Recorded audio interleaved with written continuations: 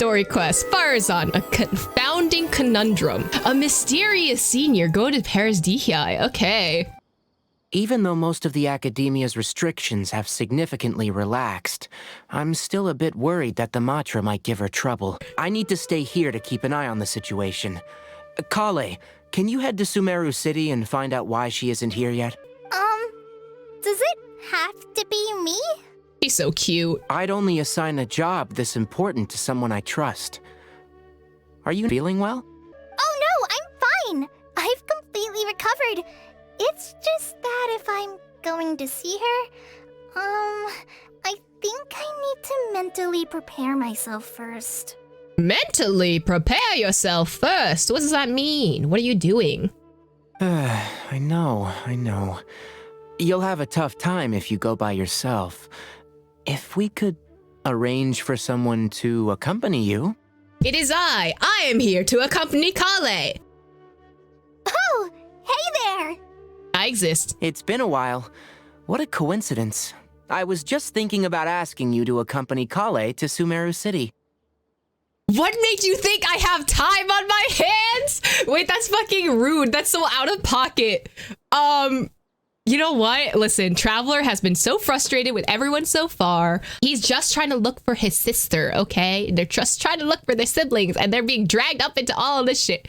Okay, I'll do the nice one first. Sorry, that's not what I meant. It's just that this matter concerns research banned by the academia. Not the sort of thing you'd shout from the rooftops. Oh, this is so shady, but sure. What's going on, Tignari? We already know about the bot, so you know what? We're sneaky enough to do it. Also, you happen to know about this situation. There are very few people I can trust to be discreet right now. After giving it much thought, I believe you're the most suitable person for this task. Research banned by the academia? And I know something about... It's complicated, and this isn't the best place to talk about it. We'll fill you in on the details once she arrives. Okay, sure. Who is she? You might have heard about her in Sumeru before. Her name is Faruzan, and she's a very experienced senior researcher. When you say very experienced... Let's just say that a huge part of Kasharawar's mechanical research over the past 100 years has used her academic discourse and manuscripts as their foundation. 100 years? Is she human? She is, but she vanished for 100 years because of a certain incident.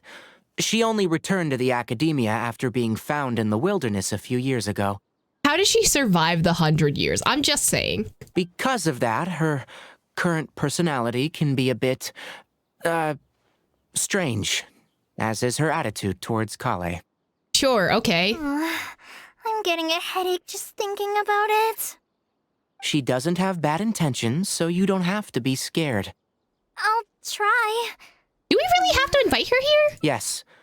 Damn. Kasharawar and Spontamod researchers are often quite prejudiced, so I can't trust them with this matter. Damn, are y'all okay? However, Faruzan isn't influenced by modern thinking. In our previous correspondence through letters, she indicated that she'd be willing to help. It's already past our arranged meeting time, but she still hasn't shown up. Did she get caught by the academia? I don't think so. With her personality, it's more likely that she got wrapped up in some sort of trouble. I haven't even met her or like talked in any of her storylines. I don't know anything about Faruzan, so I'm kind of just like, what exactly are you going on about? You know, I'm a little scared now. Anyway, can you go with Kale to the academia and check on Faruzan for me? Sure thing. Thank goodness. I was so anxious. Any time to accompany Kale is a good time. I'm counting on you two. Kale, don't push yourself too hard. Just go there and see what's going on. Our task is important, but not that urgent. If Faruzan really is in some trouble, come back and tell me about it. We can always reschedule our meeting. After all, if she's distracted by other things, it'll affect her ability to help us. All right, let's go! What's on your mind? One more thing. You might find her difficult to get along with at first. Oh? However, if you address her as Madam, she'll become much easier to talk to. Give me your thoughts. I do hope Madame Faruzan is able to find time as soon as possible. Sorry, what did you say? Oh, could you repeat yourself? As you know, I'm sure, hearing goes with age. Damn, okay. I immediately am kind of wary of her. Faruzan, I said that you need to give us an answer. Yes. And did you forget to add Madam when you addressed me earlier? Your hearing is perfectly fine. Madam Faruzan, we don't want to make things difficult for you. However, you haven't been teaching courses or supervising theses these past few years. Isn't this rather problematic as an advisor? Never mind the students. Even other advisors are starting to complain. Oh, she's slacking off on work.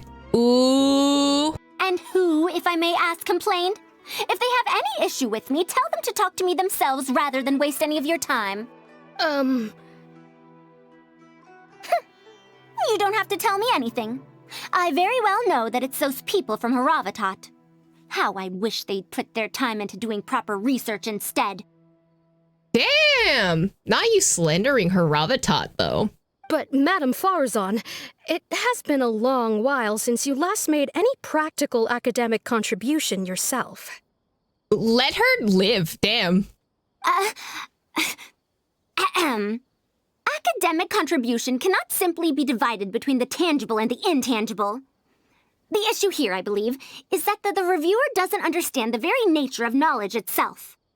In any case, makes no sense to use a metric like this to evaluate a mentor. Which sage set this rule anyway? I should write a letter of complaint right this instant. Wait! Madam Faruzan, please let me finish. That's her, all right. But the person with her doesn't look like a Matra. She looks so young. I mean, looks can be deceiving. That is a thing. Shh! She hates it when people call her young! Her body apparently stopped aging during the year she was gone. So that's why she looks the same as she did 100 years ago. So she disappeared for 100 years? Okay, I think I'm ready for this. Let's go! Anyway, Akara Crafts and the leader of Ksharawar would like to invite you to collaborate on this project. They're wondering if you'd be interested. Madam Faruzan? Are you listening? Mm-hmm. Ah, Kale! Why are you here at the Academia? Are you feeling better now? I'm much better, Madam Faruzan. It's all thanks to the Traveler and the Dendro Archon. It is the way she was like, try not to speak. Have you been sleeping well? You seem to be developing some eye bags. Damn! Is that brat Tainari forcing you to stay up late again? Brat! No, it's because I'm a slow learner. It's not Master's fault. It's good to be hardworking, but you need to take care of your health. I'll have to give Tainari a right talking to when I see him. I'll also prepare some health supplements for you. Is the reason why I don't like Faruzan is because I do the exact same things to other people? Is this how we're gonna have our therapy session right now? Is this the reason why I don't like Faruzan? Because I'm very defensive of other people? I am a Faruzan. I hate it here. Y'all, I'd rather be Tignari! There's really no need. Ah, and is the person beside you the legendary Traveler? I guess I have to talk to Faruzan in the Uwu voice. Pleasure to meet you, your acquaintance, madame. Oh, I've heard much about you before. In fact, I've been meaning to meet you for a while now. Okay. It is thanks to you, after all, that the Academia is finally getting back on its feet. Even Kali's illness is... Madam Faruzan, I believe we were still discussing the collaboration with Akara Crafts. Oh. That was very angry. I'd wager it's those Ksharawar dunderheads finding excuses so that I'd go to their darshan. Say no more. I have no plans to change my field of research. If you're this unwilling to participate in the collaborative project, you can also consider teaching a class. It might be difficult to teach a course with topics that only fall within Haravatat's subjects, but we can't delay this anymore. You need to give an answer. You can teach a course or participate in a collaborative project. If you don't do either, it'll be hard for me to persuade the advisors and students who have been complaining. This sounds like an internal academia dispute, or this seems like it has nothing to do with Tighnali's request. I think this has nothing to do with Tighnali's request, and I would like to weave. Could you not give me a few more days to consider? This matter has been delayed for so long already. That's precisely the issue. If you don't give an answer today, I fear that someone will soon escalate their complaints to the sages.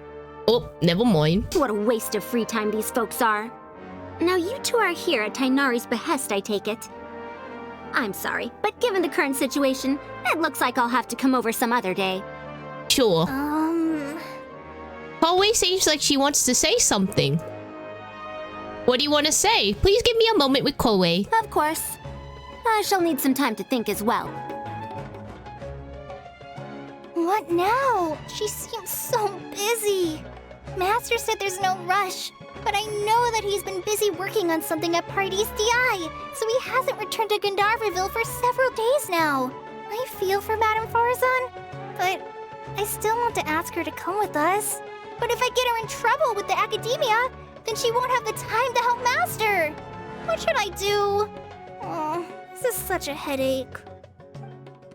Oh, I think this is an actual choice. Either we help her resolve her current problem, or we think of some way to get her to Paris DI.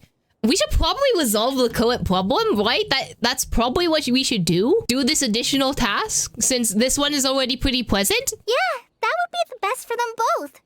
I'll check with Master later and see if there's anything I can help him with. But I'm sure he'll say, the best thing you can do now is study hard, so I don't have to give you remedial lessons. I can stay help Faruzan. Huh? Oh, yes. This way she can get her problem sorted out quickly, and then she can go see Master. So if I also stay and help... that still sounds kinda scary. Let's observe the situation first. Okay then. I'm counting on you. Huh. I have to teach students from Haravatat, or owe Kasharawar a favor. It strikes me that they might be even less happy about such a deal than I am. I think I can sympathize with them. Oh, can you now? We're back, Madame Faruzan. The Traveler said that he can stay and help you. Yes, I can definitely try and help you at least. Oh, why I couldn't ask for more. In fact, I'm rather curious about the type of person the Traveler is. You were the one who taught Azara a lesson after all. That said, will I be troubling you? It's no trouble at all. I've been thrust into this situation so many times, at this point, I don't even know anymore. I was just here to look for my sister, and yet here we are, struggling with life, because everyone needs my goddamn help in this place. I just want to look for my sister. I specialize in solving problems, apparently. Is that so? Good. It does so happen that I do have something I need help with. Now, should I apply to teach a course with Haravatat, or join the collaborative project that Kasharawar is proposing? Honestly, I don't want to choose either of them. I'm not gonna lie, guys. I don't remember what any of these courses are. Haravatat's the one that Alhatham's in. The studies of linguistics and ancient rune studies. So that's the one that Alhatham's in. What the hell is a Kasharawar? Wait, is Kasharawar the one that Kave's in? Kasharawar is the one for technology and primarily in charge of architecture and puzzle solving. So it's Kave's house or Alhatham's house. So I'm gonna pick Kave. I don't know if Tighnari's told you about this before, but while my research involves learning about ruins and the mechanisms within them, I don't belong to Kasharawar, which specializes in researching mechanisms, nor am I in Spontamod, which specializes in researching energy flow. Instead, I'm part of Haravatat, which specializes in languages and scripts. You only said that you're a very senior researcher in the field of mechanisms, but you don't belong to Kasharawar or Spontamod. She has been invited to Kasharawar multiple times to continue her research, but she's rejected them each time. Maybe she doesn't want to do that. Just listen to how they introduce themselves. In the future, Kasharawar will be the only Darshan with the ability to research mechanisms. There's no such thing as exclusivity in knowledge. You know what? I do have to agree with her there. I will give her that. Besides, the current Kasharawar is more concerned about how mechanisms can be used in everyday life, while my research involves textual analysis of ruins. If they're trying to use the collaborative project as an excuse to have me reconsider again... No, that's not it. The request this time is from Makara Crafts. The representative of Ksharawar recommended you to them, Madame Faruzan. In truth, she told me that it's because she respects you a lot. And yet here we are slandering the person. Oh, respect? Oh my. Putting aside my ideological differences with Ksharawar, I suppose I must acknowledge this attitude of theirs. At the very least, they're bounds above those decrepit Haravatat fools. It wouldn't hurt to hear them out. Yeah, Akara Crafts is a pretty nice shop. Well, since both of you feel as such, I shall first hear this proposal. In summary, Akara Crafts wants to design a series of early learning toys that will cultivate curiosity and learning in children. Oh, okay, that's not a bad mission statement. Early learning toys. Interesting. The academia agreed to work with them because they hope that these toys can help children become excellent researchers in the future. Starting them while they're young, I guess. True. The current academia is in need of some new blood. If the children start learning now, perhaps I can find some talented students in a few years. Not the talented students. Oh my god. Madame Faruzan, you still haven't found any students? Anise, Kasharawar's representative, should be staying in the inn at Port Ormos. If you want more details, you can find her there. Port Ormos? Now there's a place I haven't been to in a long time. I wonder how much it's changed. I probably can't join you since Port Ormos is a little far from here. I should probably go back and report to Master, and then review today's homework. Holly still got homework? That fucking sucks. I'm so sorry, girl. No worries. Go do your homework, Kale. Once I'm done with everything here, I'll head over to Pardistii. I can help out. Thank you. Why, I'd even call this a rare chance for a curious researcher like myself to observe the legendary traveler up close. This feels so weird, but sure. Hey! How did I end up getting myself into this? Archon be praised! I can finally send a report to my superiors. Thank you so much. She's probably so tired of her ass. No idea how we might have persuaded her otherwise. Madame Faruzan! Oh, it's really you. Did you change your mind? I guess so. All right, calm down. Let me be clear. I'm still not all that interested in Ksharawar. I'm just here to see how the project is going. After all, you're here as representatives of the academia in this collaboration. The reputation of all research is at stake here, so I will not simply stand by should mistakes get made. Damn. Okay, so she's like an admin role. Got you. Fine. Either way, it's good that you were willing to come. Now, we've given Akara Crafts many ideas over the past couple of days. However, their owner thinks that our designs are too complicated, which will drive production costs too far up. That's expected. Students who have never had to deal with budgetary constraints probably don't understand how important it is to keep costs low. How enviable. Oh, Are you good? Are you okay? Like, I know we're all on a budget, ma'am, but like, you good? By any chance, has it been difficult for you to get funding to your research? If you join the Ksharawar, your budget will be as big as you want it to be. I guarantee it. That's enough. I will not repeat myself. Take me to Akara Crafts owner first, if you please. Damn. Okay, straight to the point. Fine. All right. He's usually at the slope up ahead recruiting volunteers to test out his toys. Let's just head over. Mamdu, the one I recommended is here. Oh, so you're, Madame Faruzan? Yes, that's me. Oh, wonderful. We haven't been able to make any progress on our collaboration recently. We've made many suggestions, but Miss Anise thought that those ideas were too simple and wouldn't be effective in training the mind. Wouldn't be effective, all right. These early learning toys are meant to help the academia train future researchers, after all. If they're too simple, then how are they any different from regular toys? But if they're too complicated, not only will they be expensive to produce considering our production capabilities, but they won't have much broad appeal to Sumeru's children either. I would go on the route of the toy maker, considering he is the one making the toys. I think he knows what he's talking about. So the design can't be too complicated, but it can't be too easy to play with either. I remember that in your notes, many contraptions have managed to fulfill complex functions despite using simple parts. Maybe we can do something similar with these early learning toys. The contraptions in my notes? I didn't create those. I simply took the contraptions in the ruins apart and analyzed them. But now that you mention it, the ruins did have things like that. Do you have a pen, paper, and scissors? I'll make a paper prototype. You have an idea already? I suppose I should have expected as much of a respected academia senior researcher. We do have those. Yes, please, help yourself. Faruzan starts to sketch and cut.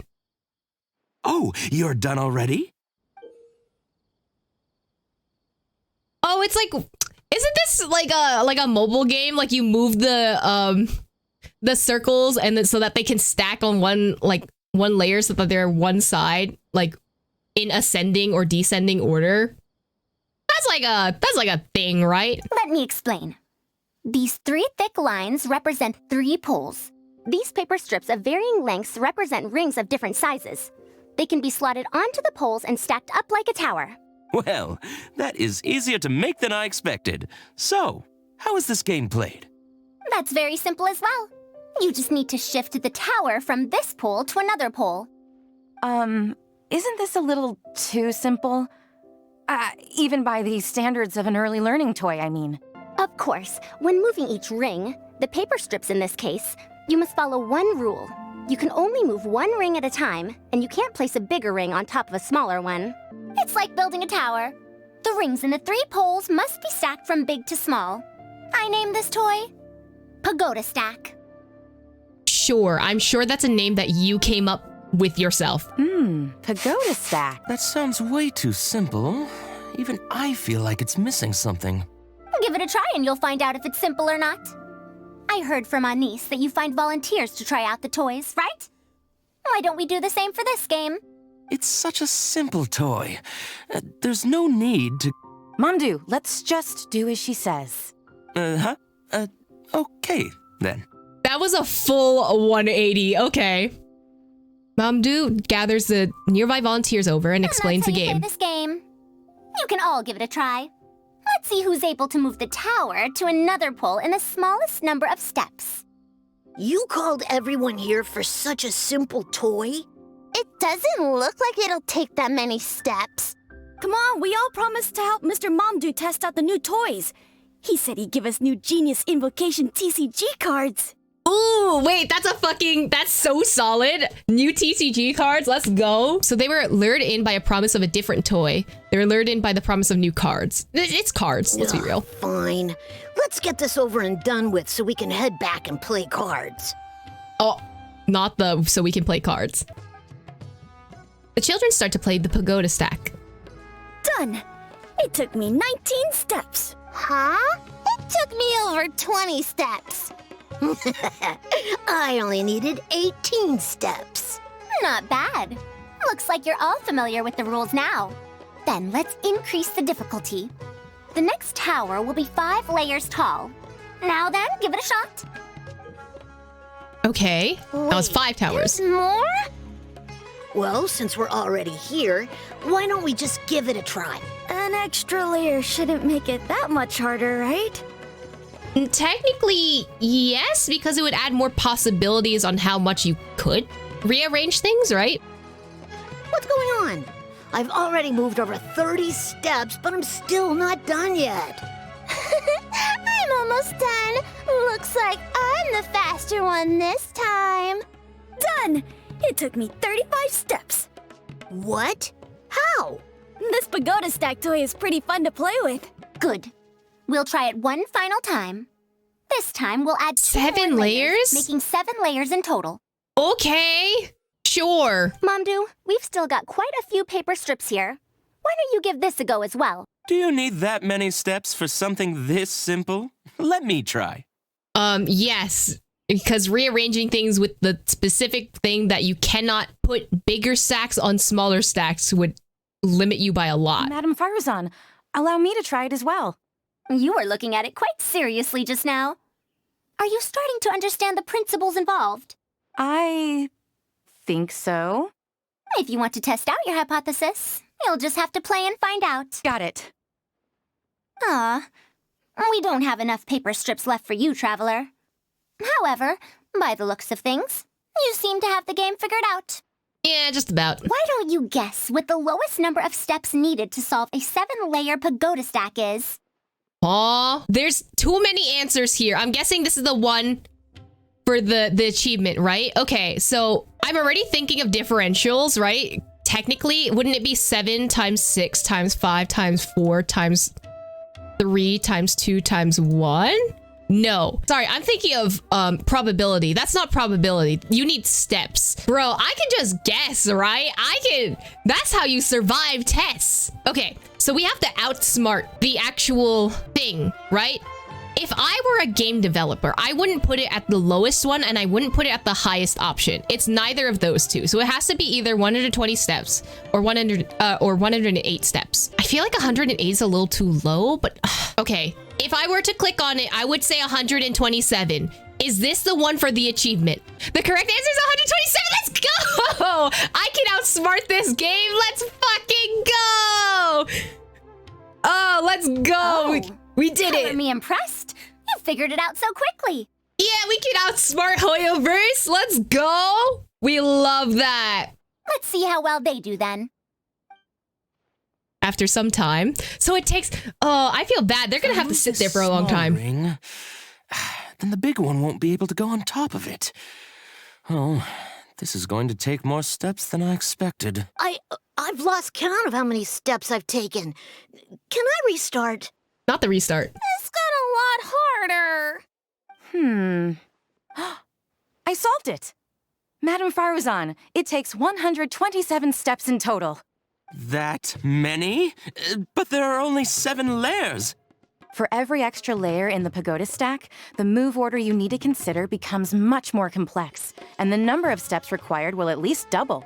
More accurately, it will require double the steps, plus 1 each time. You did well. You didn't underestimate the principles behind it just because it's an early learning toy. The complexity of any given contraption isn't determined by the number of parts it has.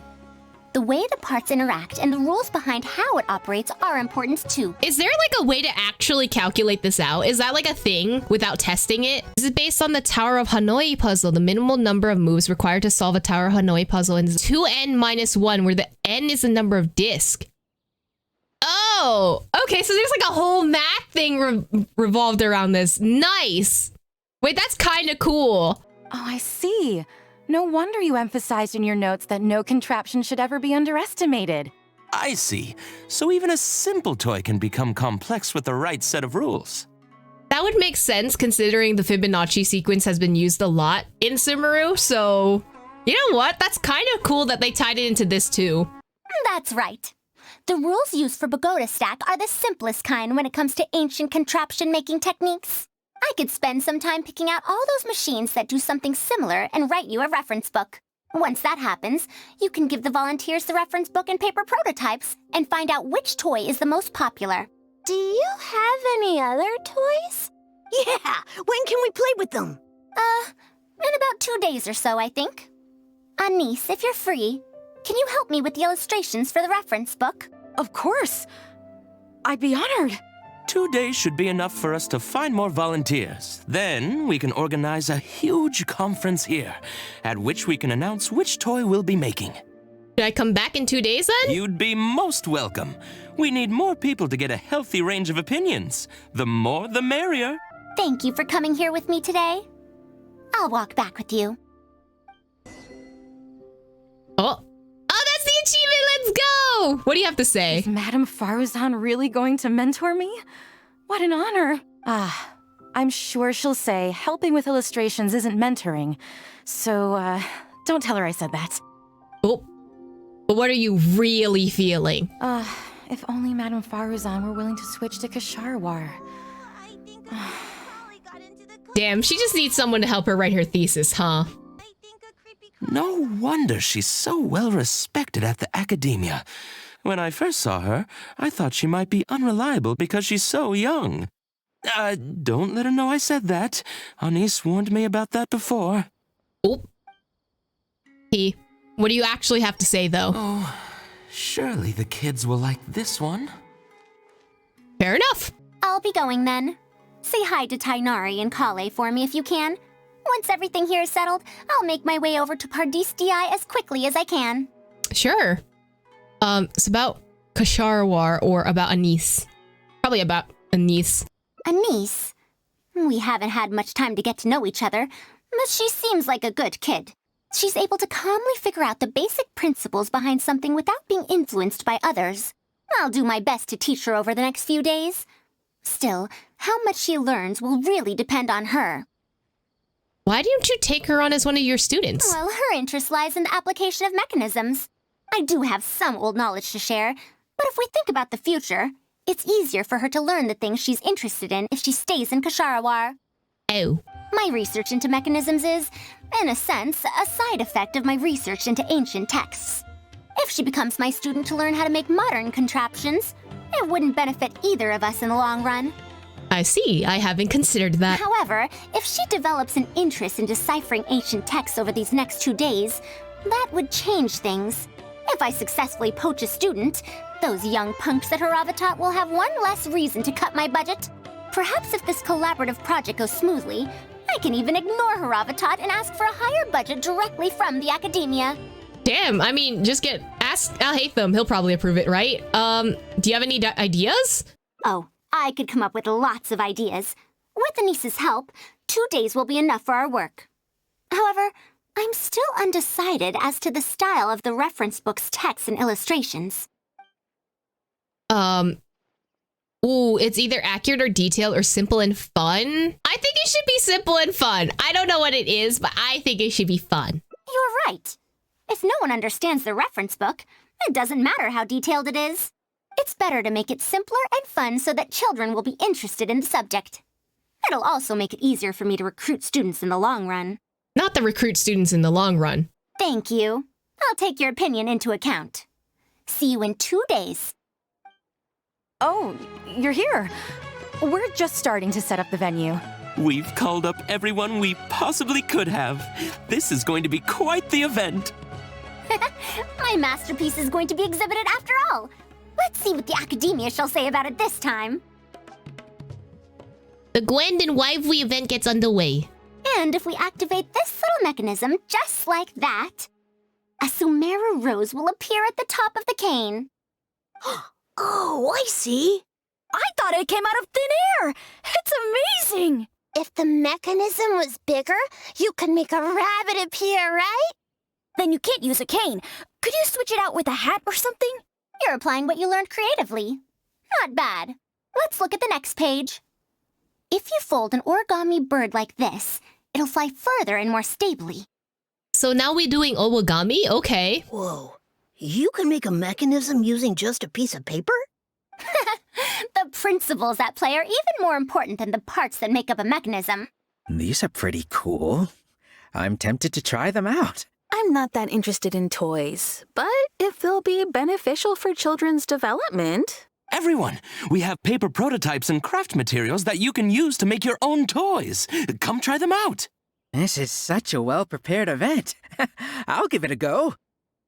Well prepared? We literally bullshitted this in 2 days. I don't know what you're talking about. But we want to play too! It's fine. We have a lot of paper prototypes and craft materials. All feedback is also welcomed. The popular and lively event continues. Oh, my origami bird flew further this time. Professor Faruzan, how can I make mine fly further? Just madam will do. Maybe in the future, you may indeed get the chance to call me Professor. You may wish to pay attention to these few details. Here, for example. Wow! It really did fly farther! Madam Faruzan, will we learn origami at the academia? Of course you will. If you become a researcher, you can explore any field you like to your heart's content. In the future, if you want, you can even become one of my students. But Mom and Dad said that there are 6 Darshans in the academia. Wait, was it 7? Which Darshan teaches about mechanisms in origami? Well, in this case, it wouldn't be Haravatat. I know. We need to choose Kasharawar. Huh? I want to attend Kasharawar in the future and fold even better origami birds. I want to make even more awesome mechanisms! Actually, the other Darshans do have their own specialties too. For example, Haravatat specializes in... Pay attention, children. Children? It looks like these early learning tours are a success. However, it looks like the recruiting students might be an issue. How did this happen? What if we end up in a Darshan we don't like? Does that mean that we won't get to learn about the things we do like? She sounds so much like Layla right now. I don't know why that one line was just like, wait, that's Layla. No, that won't happen. Take me, for example. I'm a researcher from Haravatat, but I research mechanisms. See? The only person able to restrict your curiosity as a researcher is you. Do you understand what I'm saying? Not really. Huh. It's all right. You still have a long road ahead of you. Now, do you want to learn about some other machines? Let me tell you a story about pressure-based mechanisms and elemental monuments. Okay, sure.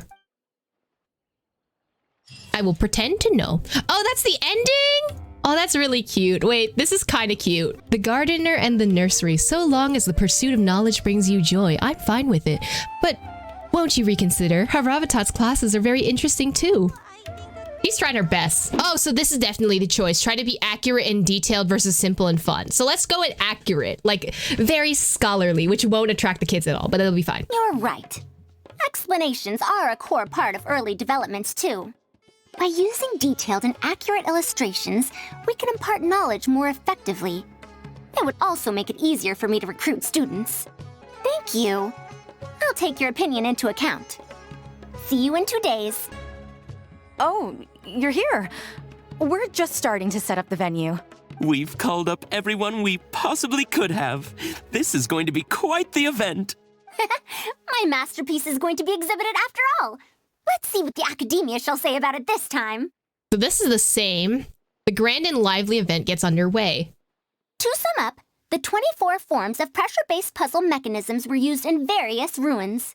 I will pretend to know what any of that just meant. I understood those words separately, but not together. All right, let's go to the next page. Now, I'll explain the base layer design of elemental monuments. How did things turn out like this? I feel like I'm in class. Are we done yet? Oh, I'm falling asleep. I don't understand any of it at all. I'm Alia. Oh my god. Oh wait, no, I'm Ruhi. Are these really toys? They sound a bit too dangerous to buy for children. Oh.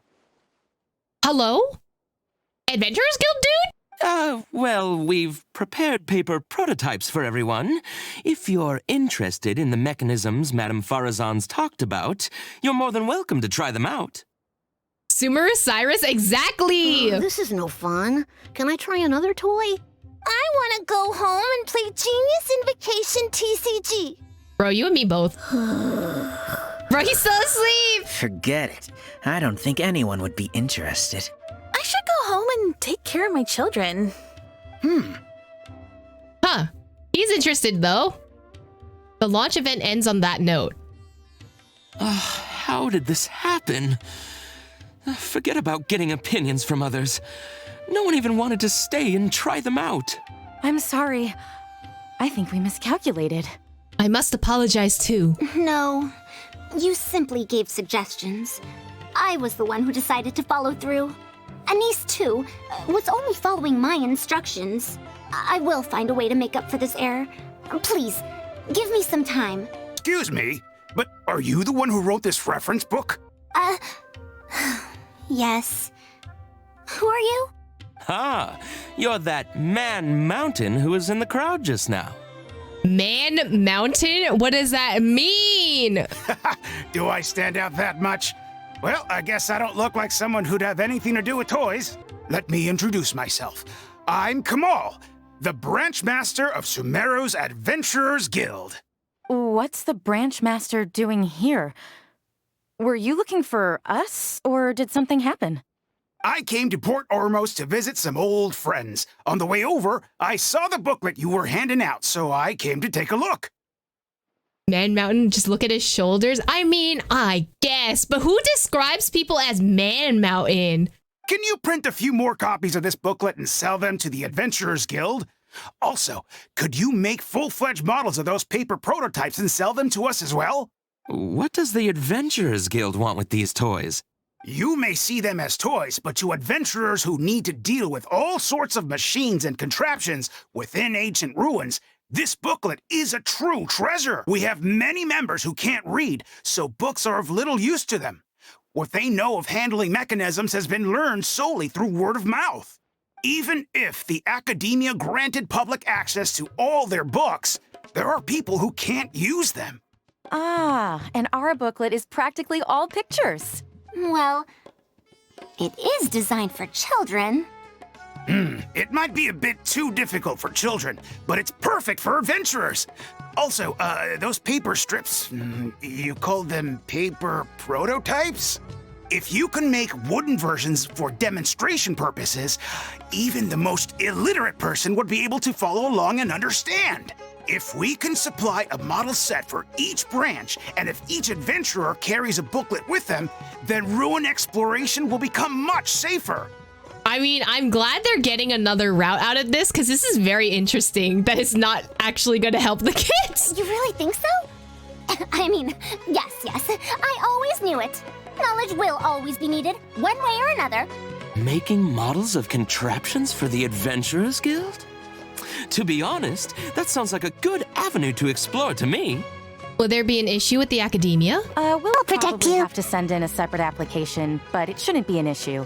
After all, this concerns safety during the exploration of ruins. It's a problem that the academia is actually trying to address as well. Then let's cut to the chase and discuss the details of our first order. The amount we're offering to pay in advance is... $3 million. This much. A lot of money if she's happy. Well, it worked. Knowledge is wealth. All knowledge will find its use. Bro, she passed out on the sight of money, and honestly, I would too. Imagine getting that much money at once. This is definitely another route. But if someone does complain to the academia, wouldn't it make Faruzan's situation more awkward? And if the academia investigated and found her at Party's DI, things would get even worse for her. Do you have some way to invite her over to Party's DI without stepping on the academia's toes? So either we have an idea or we observe. Let's observe. Okay then. I'm counting on you. Huh. I have to teach students from Haravatat or owe Kasharawar a favor. It strikes me that they might be even less happy about such a deal than I am. I think I can sympathize with them. It's the immediate call out. Madam Faruzan, we're back. Sorry for asking again, but are you sure you can't go to Party's DI today? Uwu? Well, since you're asking me so sincerely, let's just ignore the academia and... Please, Madam Faruzan, focus. Today's the deadline. Actually, Tignati wants to invite her for some research. Huh? Yes. I see. No wonder he sent you two over. Why, that lad didn't make it very clear in his letter, now did he? Otherwise, I would have reported it as part of my research. Yeah, that's right. Master sent us over to explain everything to you. Oh my god, she is not convincing. Poor baby. Wait. Opportunities for collaborative research don't just come out of thin air. This seems like too much of a coincidence. Don't look into it, okay? It's fine. Also, there isn't much overlap between Madame Faruzan's research and that of Amorta, right? You don't know? What will you even be collaborating on? Science. Master wants to research, a fully automated irrigation system.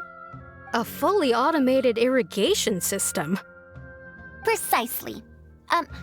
It's a system that can automatically adjust the amount of water it provides based on the season and the plant species involved.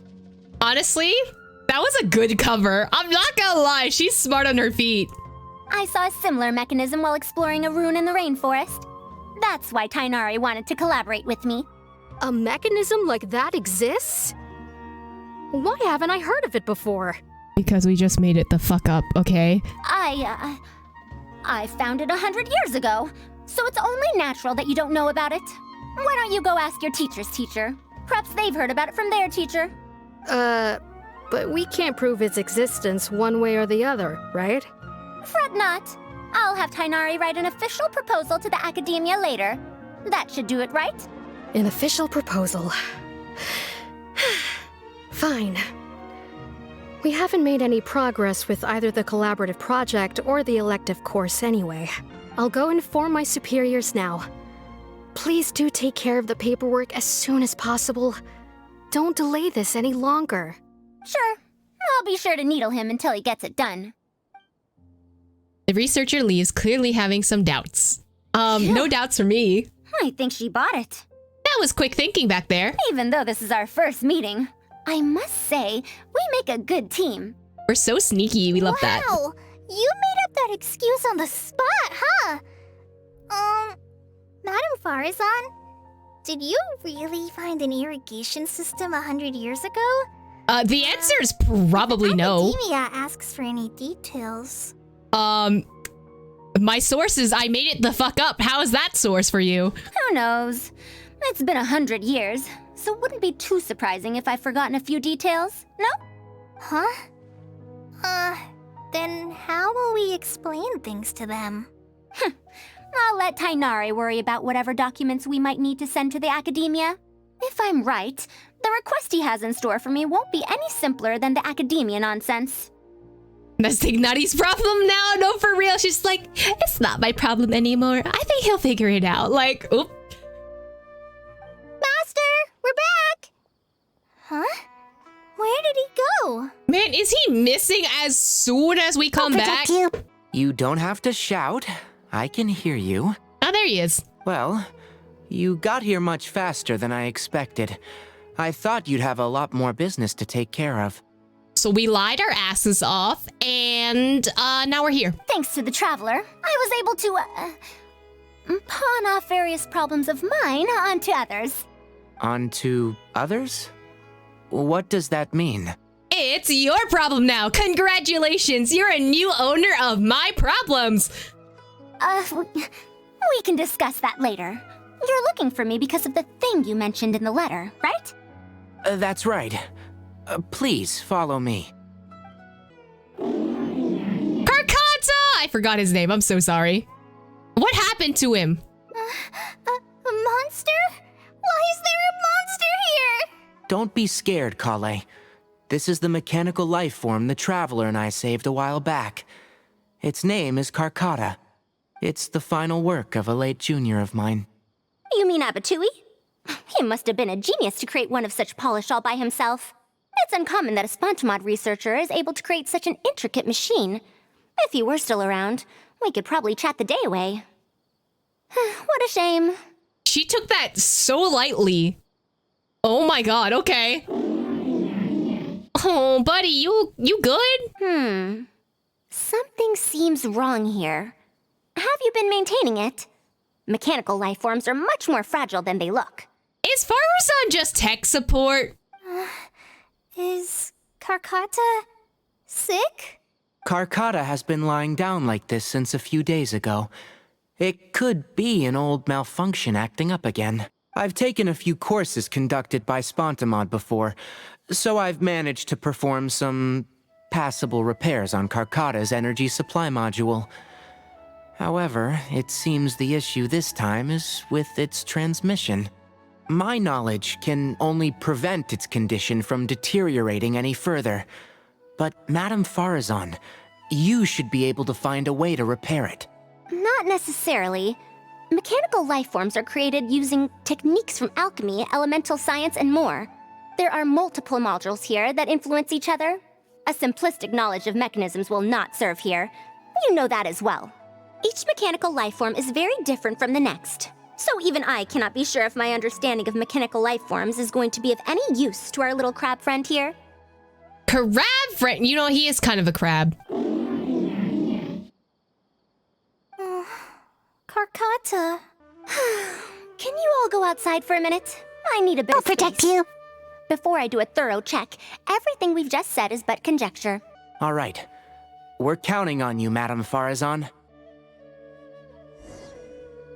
Oh. Is she okay? Are you good, buddy? Oh. Who knew that I'd encounter a mechanical life form in this manner after 100 years? What do you have to say, though? What are your thoughts? Mechanical life forms are truly incredible. What do you have to say? I didn't know mechanical life forms could get sick too. You have to get better soon, Karkata. She's so cute! Oh my god! I think she's so precious. She deserves everything. Karkata. Literally, I love her. Anyway. We'll wait here till Faruzan finishes her inspection. In the meantime, I'd like to talk to you about her. Her past, huh? Quite a few people in the academia know about what happened to her. Perhaps it'd be best if I'm the one to tell you. We're getting Faruzan backstory. I'm here for it. I've told you before that she had disappeared for 100 years, right? From her perspective, trapped might be a more apt description. Trapped? Her exact words were... That ruin was crawling with traps and coded inscriptions from wall to wall. I did all I could to decipher the code and deactivate the traps to escape the ruin, but there was no way out. I lost track of time and I ran out of pen and paper. In the end, I had to use stone shards to write on the walls and on the floor to decipher the code. How did you not starve to death? Then, before I realized it, I ran out of space on the walls and floor. I had to calculate all the possibilities in my mind. After that, my memory started to become fuzzy, and my cognition slowed down. She doesn't remember anything else, including the location of the ruin, and how she finally managed to escape. Is this gonna be a lore thing? Is this gonna be like, I don't know, Sumeru's version of the Marjavari? When she was found in the outskirts of Sumeru a few years ago, she looked exactly the same as she did 100 years prior. However, she was in a stupor and struggled to form sentences. Only after a lengthy recovery period could she speak again. Okay, the way that Tignari was talking in this one scene reminds me of those TikToks that, like, you know, where they're like talking about something super depressing. It's the dude's voice, and it's kind of just like, this thing happened, but then there was this thing. I don't know how to describe it, but if you get what I'm trying to say, that's what it feels like. The academia speculates that she must have gotten trapped in an unknown ruin while researching machines a century ago. And because of the ruin's special properties that halted her aging, she was able to use those 100 years to crack the trapping mechanism and then escape. Though she had finally broken free, 100 years had passed. Everyone she knew and everyone who knew her was already gone. In the end, even the academia had to rely on century-old records in the Akasha to confirm her existence. Damn. Don't make that face. I'm not telling you this because I want to drum up sympathy. She wouldn't want others to pity her because of past events. Rather, she sees that period of entrapment as an experimental error. As a researcher, she must accept everything that results from her experiments, even if they don't fall within expectations. Even after going through so much, she's returned to Sumeru and still hasn't given up on her research. Due to changes over the years and drift in academic subjects, she holds some rather strong opinions about the current academia, and she has no shortage of detractors herself. What I want to say is that no matter what era we're in, Faruzan is a true senior researcher, in every sense of the word. She has her own deep understanding of various ruins and machines. If there's a chance, you should talk about them with her. It'll definitely be helpful for your journey. I love that Tignari is being like, hey, she's actually a good connection for you. Maybe go talk to her. That's so sweet. He's a good referral. That's adorable. Master, Madame Faruzan's done. Oh, let's head over. With any luck, she might have figured something out. Is Karkata okay? Is he gonna be I okay? never thought that I'd encounter a restitution module once again after 100 years. Abatui really installed quite a few impressive things on this.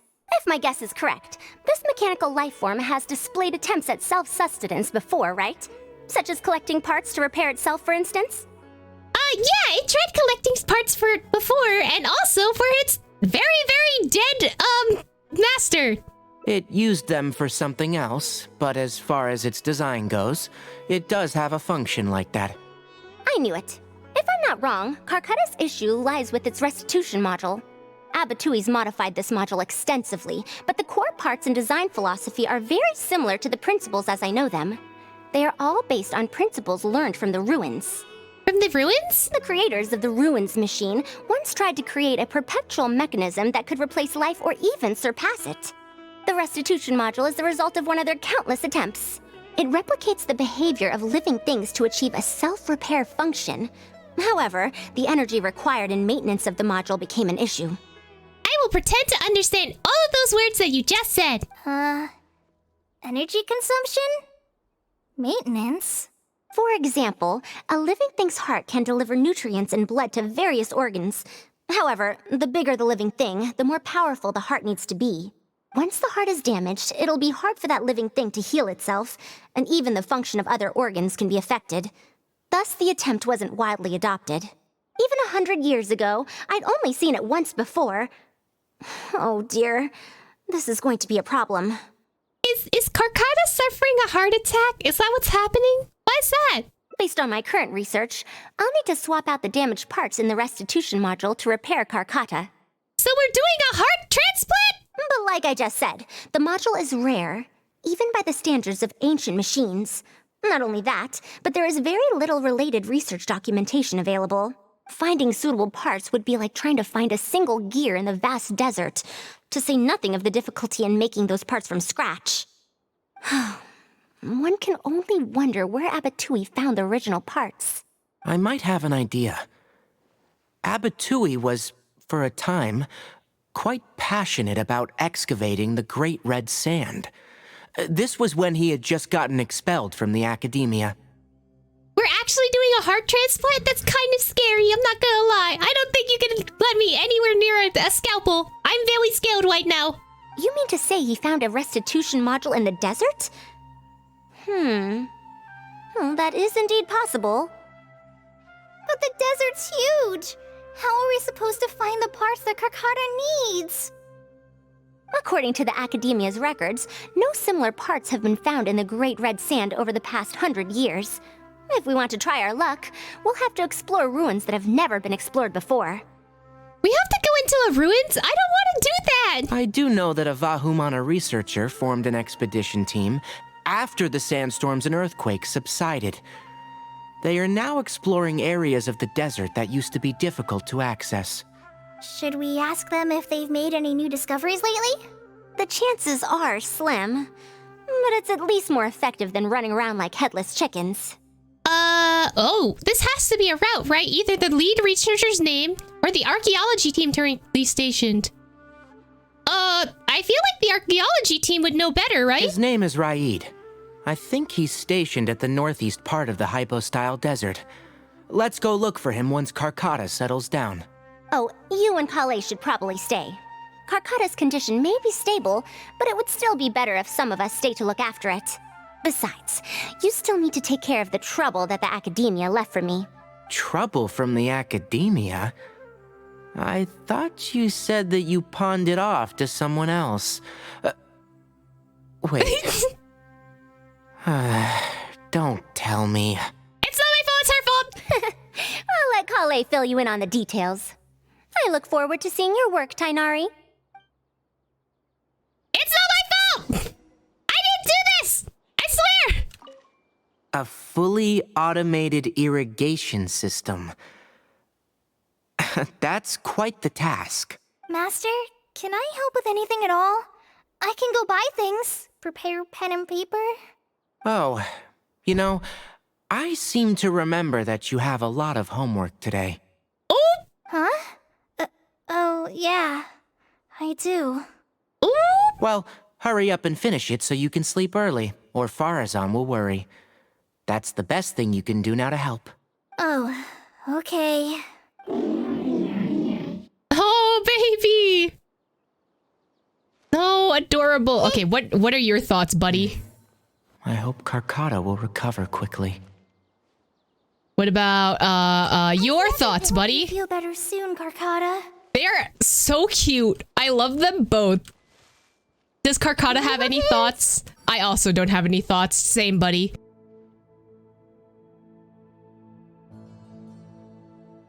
So, can we find the parts? What is this? A bot. Halt! Mr. Raid's permission is required to proceed any further. We're no outsiders. She's a researcher from the academia. That still won't do. Mr. Raid told us to keep people away from the ruins so they don't damage the site. I would like one of the parts from the site. Can that help? Damage the site? I've excavated more ruins than you've visited restaurants. Which batch of students is Raid from? I want to see him right now. He isn't at the campsite now. You should all leave. Only he can give you permission to enter. No, for real. Faruzan's like, do you know who I am? I am, in fact, the lead researcher. She's so Karen. Oh my god. What a stubborn guy. Can't just waste our time here like this. Let's wait for the researcher to come back. You're right. Even if there is new information, we still have to wait for him to come back so we can ask him about it. So let's just see what we can find out from the people here. I'm going to give that Raid a good talking to when he gets back. Starting from who in the world mentored you? What are your thoughts? What do these people want? I'll let Mr. Raid deal with it. Halt! Mr. Raid. Oh, you stopped me? But what if I... Robert! Halt! Mr. Shut up! I want... that. Oh, it moved. Hello? Oh, it didn't even have the nuts in them. That's upsetting. Hello, sir. That machine looks amazing. Could it be the legendary Ruin Wanderer? The what now? The location seems to fit too. Might that legend actually be true? Explain further. What? Who else do I gotta talk to? You? The ruins? Don't know anything. We were only hired to deliver water and supplies to them. Forget excavation. They won't even let us get close to the camp where they're staying. I wonder why, though. Is there something sus happening? Actually, what are your thoughts about this? So tired. I just want to go home. Well, I could have figured that out from the first place, but sure. What are your thoughts? Could the rumors really be true? This is... God damn it, why did I bring Nahida along? What are your thoughts before I... They won't even let us go near the camp. God damn it. This area used to be ravaged by frequent sandstorms, but it's been calm lately for some reason. They say that this was done by a single traveler? But seriously, is such a thing even humanly possible? You are looking at the face of a possible god right now, so don't at me.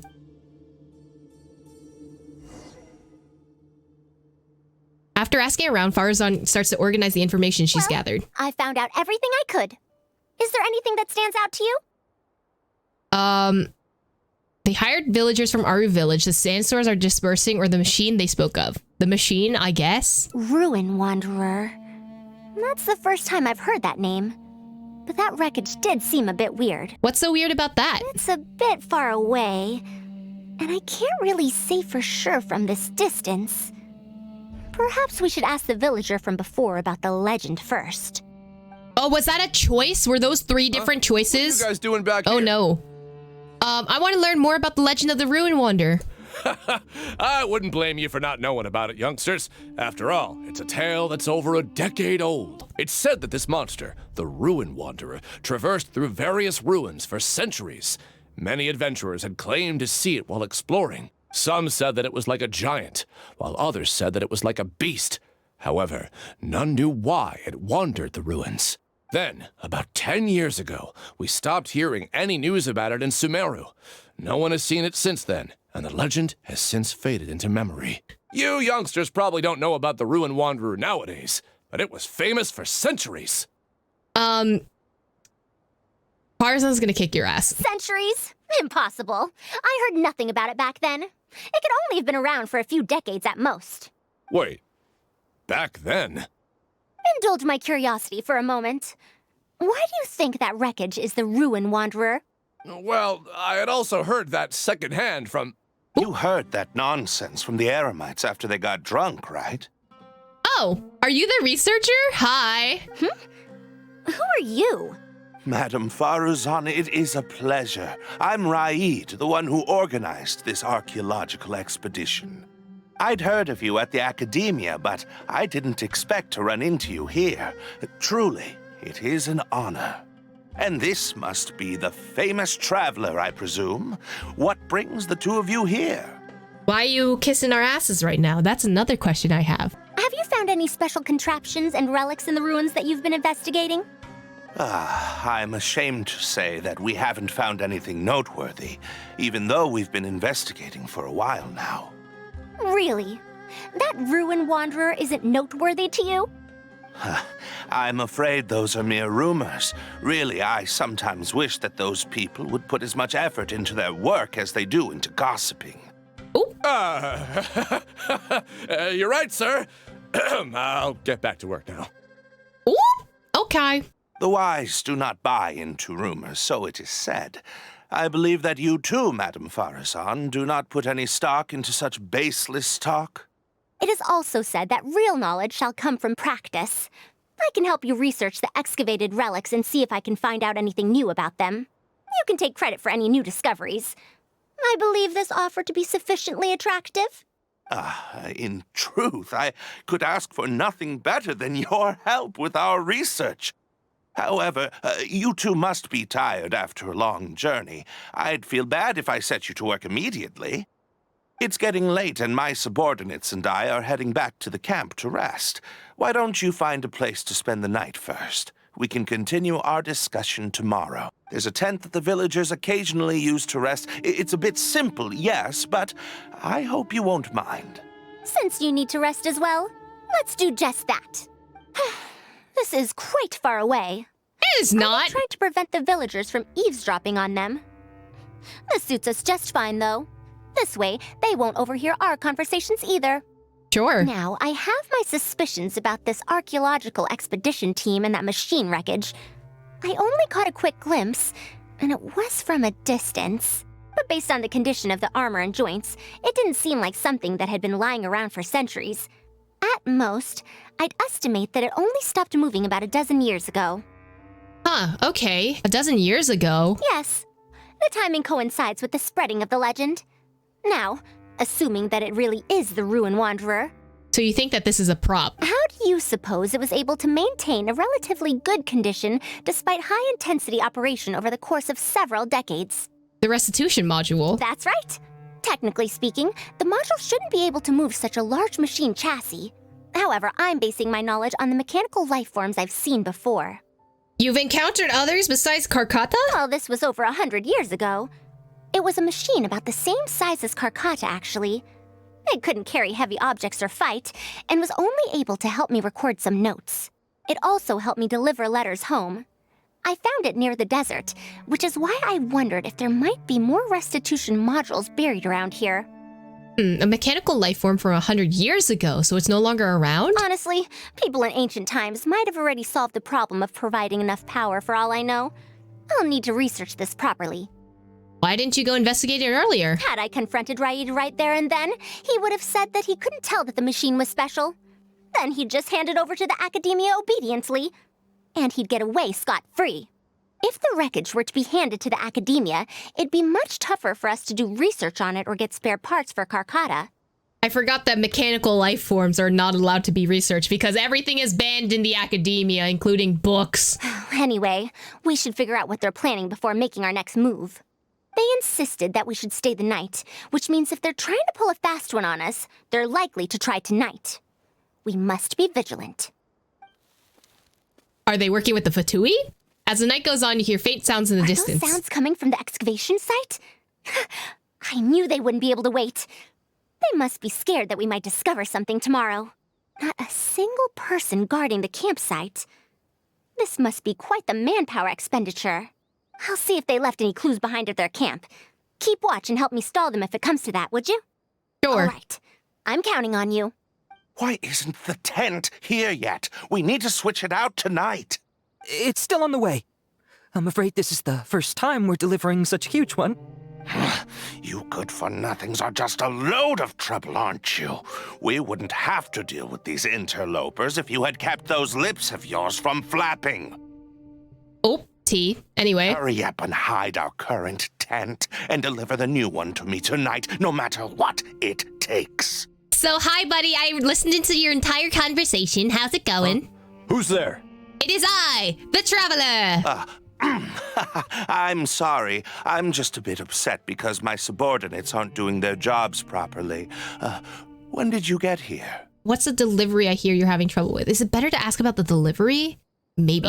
It's nothing. Just a tent. We didn't pack nothing up went all down. Our tents from the last campsite. Some of them, along with a few people, have been left there. You know, some people were just left behind. Someone damaged our current tent, so I'm trying to get my subordinates to get one from that previous campsite delivered here. And you're discussing that over here The relics because... in the ruins are highly valuable, so I'm worried that treasure hoarders and bandits might try to steal them. Since the tent isn't here yet and I can't fall asleep, I came here to patrol. He is pulling shit out of his ass, but okay. There are people who steal these relics? Are we just acting dumb because we know this would happen? Well, these things are antiques after all. There will always be people interested in buying them. I hired so many people precisely because I was worried about that happening. Speaking of which, I'd like to ask, is the academia really aware that you've traversed through the desert to come here in the middle of the night? Yes. Also, where's Faruzan? Why isn't she with you? Because she's sleeping, right? I'm right here. Also, you forgot to address me as Madam.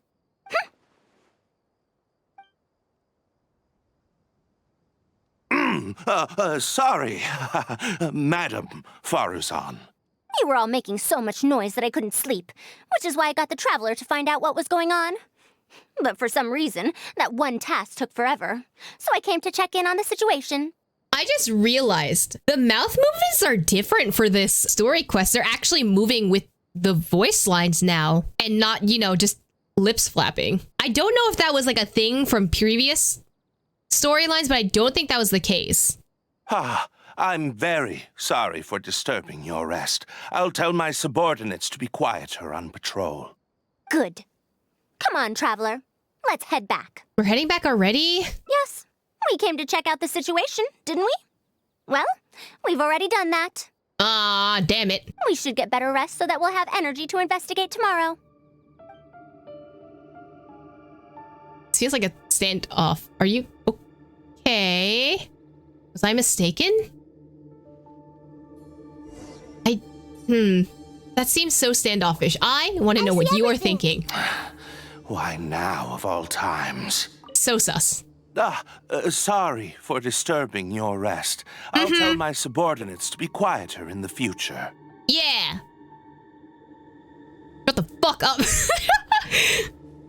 You guys have any thoughts? No. Oh, you have thoughts. What do these people want?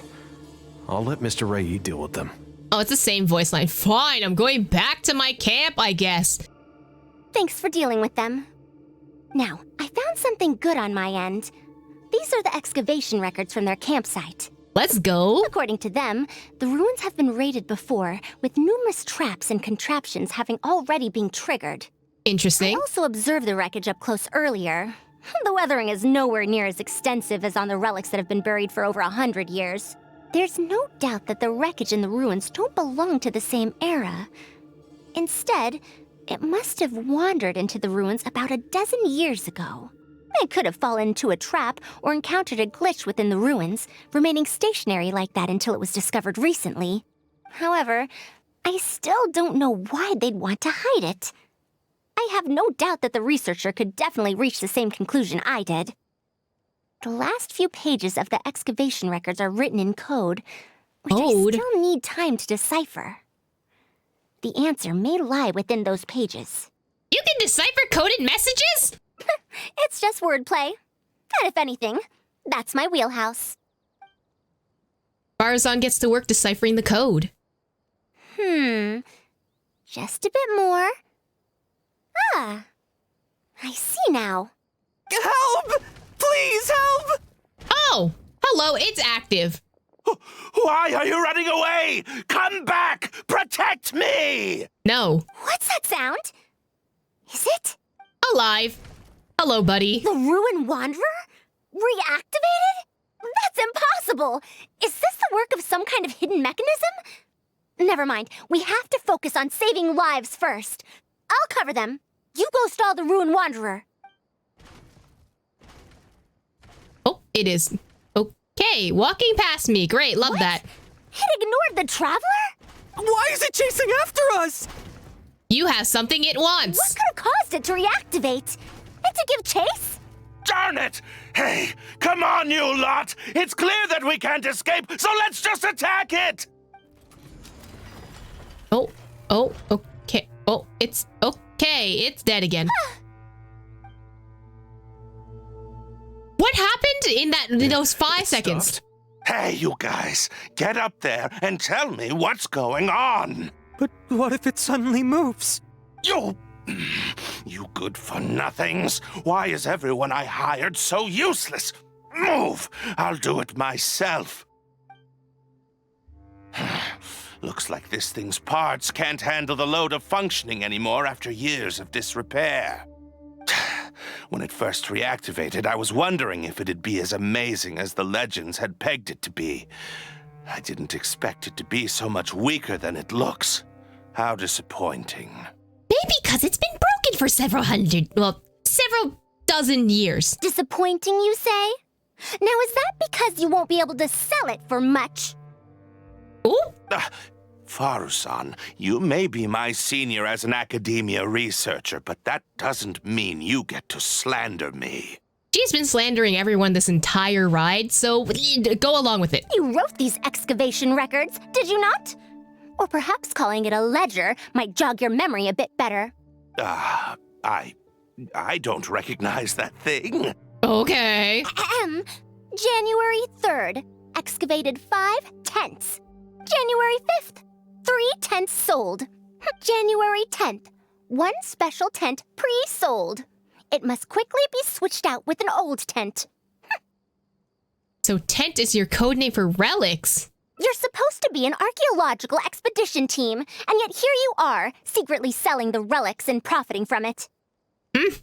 When you believed that you had found the wreckage of the Ruin Wanderer, you tried to switch in wreckage that you had excavated previously to pull the wool over the Academia's eyes. After all, there would probably be many wealthy buyers interested in purchasing the legendary Ruin Wanderer in the black market, yes? And then we arrived just before you could finish your work. That forced you to speed up your plan, and you tried to complete the switch overnight before I could investigate the wreckage. In your haste, however, you accidentally activated the Ruin Wanderer instead. Did I get that all right? All right there, Sherlock. Let's go?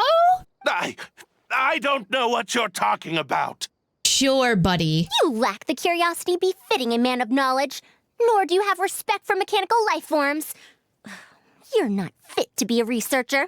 Ooh. Ridiculous.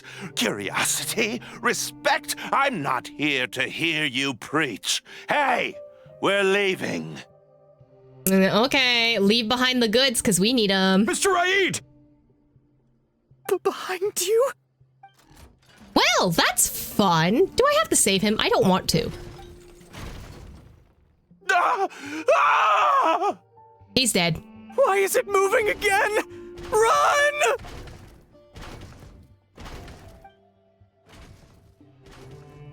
Huh? Faruzan, watch out! Some said that it was like a giant, while others said that it was like a beast. However, none knew why it wandered the ruins. Technically speaking, the module shouldn't be able to move such a large machine chassis. However, I'm basing my knowledge on the mechanical life forms I've seen before. Literally, her life is flashing before her eyes. I heard nothing about it back then. It could only have been around for a few decades at most. Why is it chasing after us? So you've been looking for me this whole time? Oh.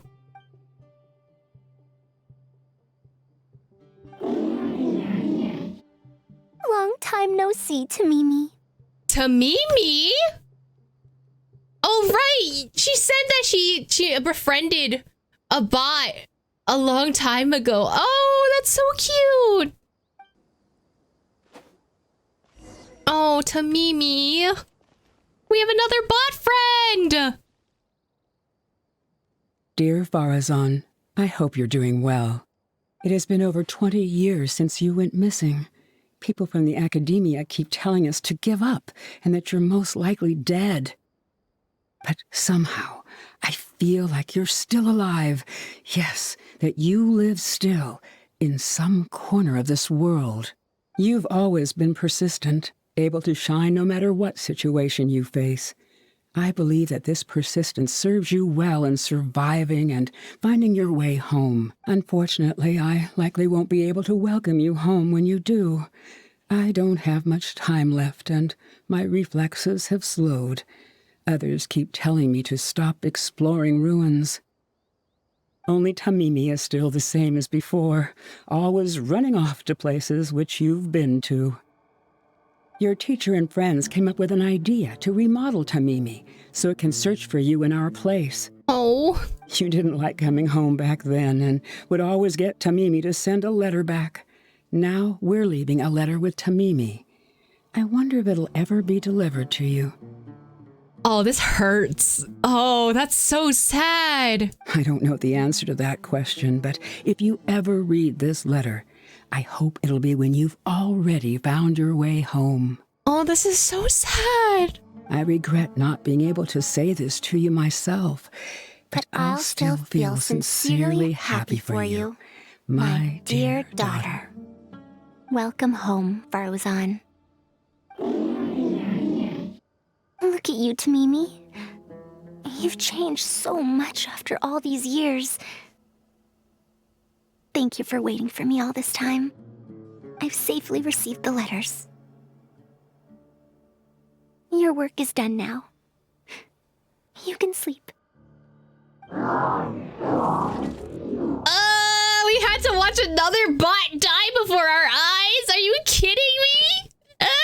Tamimi, the mechanical life form I encountered back then.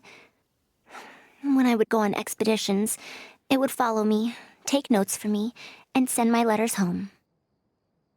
How dare you do this to me? Genshin, why? When I met with that accident, it was on the way to deliver a letter for me. I once thought that I'd never get to see it again. I didn't expect my teacher and others to remodel its self-repair function, upgrading it to self-learning. And so, in order to plumb the depths of unknown ruins and overcome dangerous traps, it repaired and modified itself using parts it found along the way. 1 decade of wandering became many, and soon, Tamimi, which used to be incapable of even moving heavy objects, became the Ruin Wanderer. All so it could deliver these last letters from them to me. Even though they've all passed on, and they still pray for your safe return! First Karkana, and then Ben, and now this? The strain to support such a huge body must have turned out to be too much for your heart, right? It died of heart failure? Tamimi? Even after the remodeling, its restitution module still can't function perfectly in perpetuity. It has been pushing itself beyond its limits over the past few decades. Just like a living being, mechanical life forms have a limited lifespan. It probably became trapped in the ruins all those years ago because its shelf life had run out. It most likely only reactivated because it detected my presence. And then it mustered up everything it had to deliver that last letter. Now, it can finally rest in peace. Can we bury it? Like, Tamimi deserves a burial. Tighnari told you what happened to me, right? Sorry. You don't have to apologize. It's not like this incident is a secret in the academia. Besides, I've always treated it as a failed experiment. As a researcher, I must accept this result. However, finding out that so many people were affected by my failure does make me feel somewhat conflicted. Can you head back to Pardis DI first? We've been here for a while, and it's best not to make Kale and the rest worry. As for me, I want to stay with Tamimi for a bit longer. Just a bit. Oh. Okay. I have to read all these letters, right? There's like no way. Why would they just leave these here? Oh, they're all like broken and like faded because it's been like 100 years. This is so sad. Hoyo, stop making me cry over robots and mushrooms and other various light form beings. How dare you? I told you not to. Now look, so many people worried, even Tamimi. The messy scribbling has been repeatedly canceled and edited, leaving barely legible phrases and a single neat message at the back. Hurry up and come home for a meal. Your mom always makes an extra portion of food, you know. Mimi's remodeling is going smoothly. As it is now, it can learn how to deal with various dangerous situations in the ruins on its own. I wish you could see it with your own eyes. As I worked, I kept thinking about what you'd do a better job at this than I could. After all, you're the most exceptional student I've ever met. Oh, that was a teacher.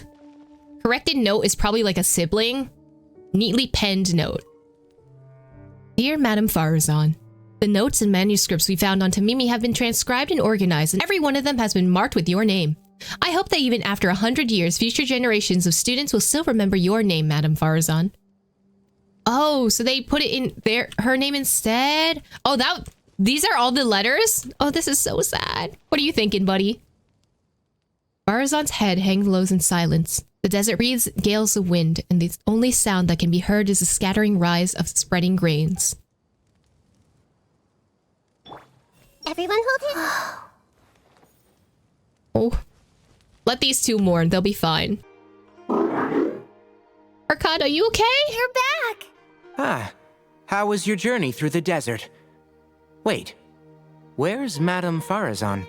I don't know, crying at her friend's grave right about now. Oh. Ooh. Either we tell them the truth or keep Tamimi a secret? Wait, I don't know. Shouldn't this be Faruzan's choice? I think I have to keep it a secret just cause, but they should know. I think they should know. Tell everyone everything that happened in the desert. Oh no. She finally got to reunite with an old friend from 100 years ago. But as a researcher, she could perhaps accept it. However, as a friend, student, and a daughter, we should give her some time. Let's just wait for her here. And in the future, I hope that we can be here to support her as her new friends. I'm back! What? Is there to be no welcoming party? We've all been waiting for you, Madame Faruzan. That's more like it.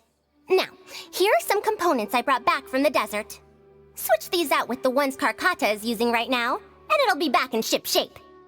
You took apart Tamimi so that you can repair Karkata? And that is the saddest thing. You literally just watched your friend die and said she would want to help someone else and then donated the parts to Karkata? I'm literally crying. Huh? Why do you all look so solemn? Come now. Liveliness befits youngsters more. Madame Faruzan, did these parts come from... Come now. I thought that you must have encountered some major problem. This isn't something you have to worry about. Well, it looks like you already know everything, but no need to feel bad. Like I said before, as researchers, we must learn to accept our failures. Tamimi had been operating beyond capacity for a century, and I'm unable to repair it with my current abilities. Not even with these parts. It would thus be much better to use them to extend Karkata's lifespan. As a senior, it is only right that I do something for the people who come after me. That holds true for both researchers and machines. Besides, I didn't say that I would be giving you these parts for free. Oh. They will only be used for Karkata temporarily. Otherwise, you wouldn't be able to help me with my research. I'll be sure to revive Tamimi once I've fully deciphered and replicated the creations of the ancient civilization. You know what? This is the best outcome that could have happened. All right. I'll do my best to help. Me too.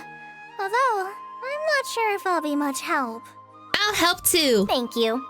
If they could remodel Tamimi successfully even back then, there's no reason why we won't be able to do even better. And when that day comes, I'll be sure to say, welcome home, Tamimi. Literally shaking and crying right now. New friends, a new life, a new beginning. She sacrificed Mimi so that we can rescue Karkata? Literally fucking crying, okay? I have to keep Tamimi a secret. And they will never know that Tamimi sacrificed her life to give this heart transplant to Karkata. So, Madame Faruzan has some other things to settle. All right. And to think that Raid was doing all those things on the sly. It's good that you all got out of that situation in one piece. Madame Faruzan will be able to repair Karkata when she gets back, won't she? Currently, only Faruzan and I know about Tamimi. I should let Faruzan decide whether or not to tell others about Tamimi. You know what? That's the route I wanted to go to first. But also, they deserve the truth. I think telling them the truth is a better answer, and I hope Faruzan lets them know where the parts came from. I'm back! What? Is there to be no welcoming party? Madame Faruzan, we're over here! That's more like it. Now, here are some components I brought back from the desert. Switch these out with the ones Karkata is using right now, and it'll be back in ship shape. So this is a relic of an ancient civilization. Unbelievable. Thankfully, it didn't end up in Raid's unscrupulous hands. Unscrupulous, huh? Sounds like you already told them what happened. Yeah, I told them about the archaeology team. Is that so? Thank you. We will talk about everything else later. It's nothing. I've already given all the evidence we have against Raid to the Academia. They're going to be very busy. Too busy to bother us, I'd wager. I'll start repairing Karkata then. Kale, can you help me out? Of course! After some repairs, Karkata springs back to life. Ah, he's alive! Baby, he's okay! Karkata, how are you doing? It zoomed in on the flower, but sure. Oh, he's doing so much better! Fine, but even so, it needs to properly rest up. So cute. Kale, what do you say, or is it the same line? It looks fine. Same line. Okay, Tignari, what do you gotta say? It looks I picked the same one again. Shh, shh, shh, shh. It's fine. What do you gotta say? Faruzan went out after repairing Karkata. She seems to be looking for you for some reason. Oh, that's, yeah, definitely not because I didn't tell the full story or anything. That's definitely not the reason. I will not probe any further. However, if you need any help, do feel free to ask. I see everything. Madame Faruzan seems to have a lot on her mind. Now's probably not the time to pry. I love Tignari for that. The sole reason that he picks up very acute details, and I appreciate that about him. Will I be able to take Karkata with me on patrol duty in the future? Kale is so cute. I love her so much.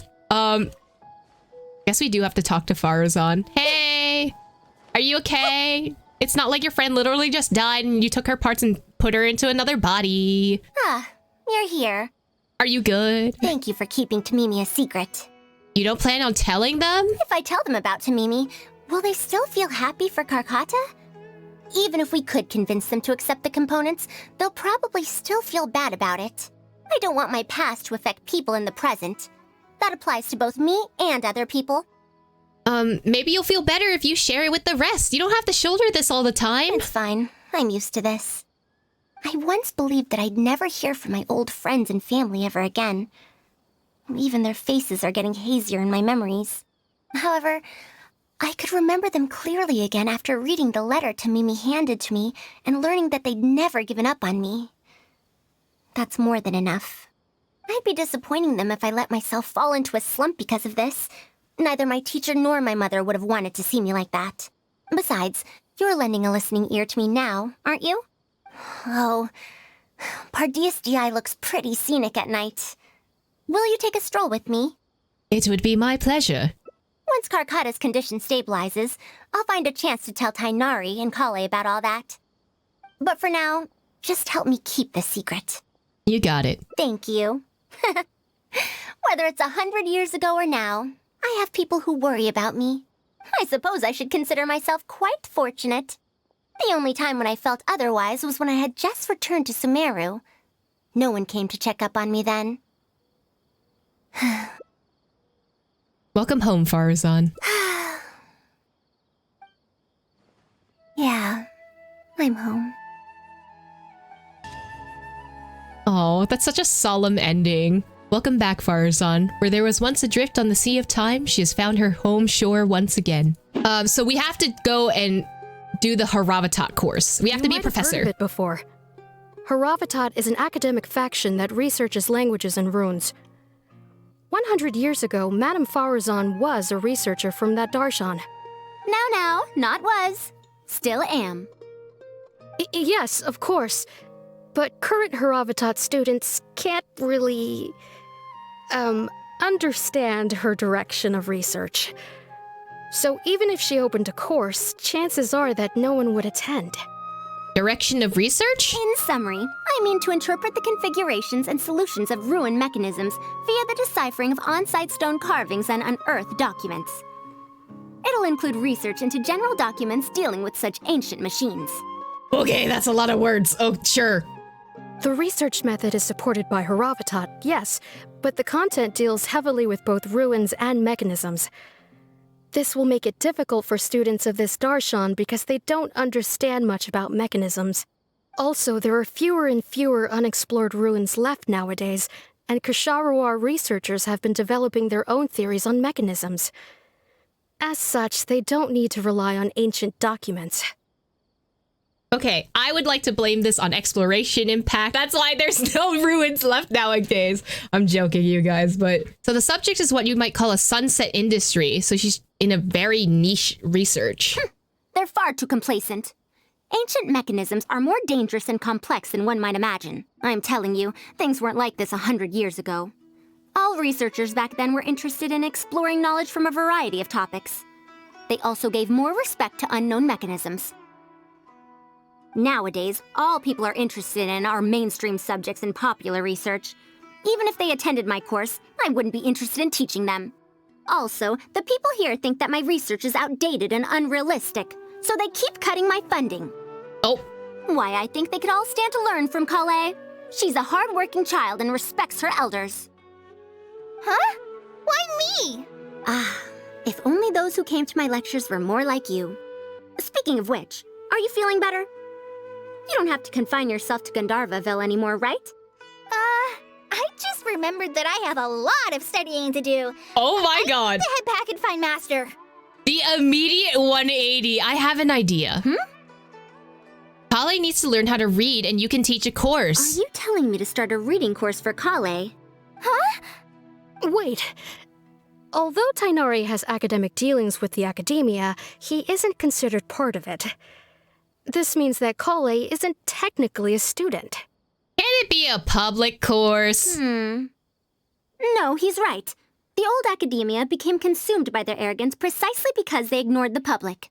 There must surely be many people like Kale and Sumeru who are passionate about learning, but cannot study due to various reasons. I mean, that's why people take gaps or they don't go to college at all, because college is expensive. The old academia paid no heed to them.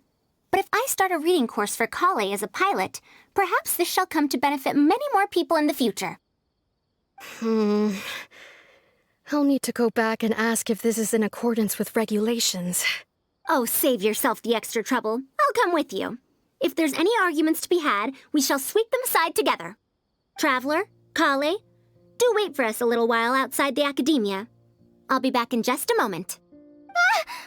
Wait! Let's catch up with her. I feel bad because we kind of forced Kale into this situation with her. I can't believe she rushed right in after we arrived. She's really headstrong. Oh, how did things turn out like this? You kind of seem scared of her. Are you okay? No, not really. Madame Faruzan is a brilliant scholar. Even Master thinks so.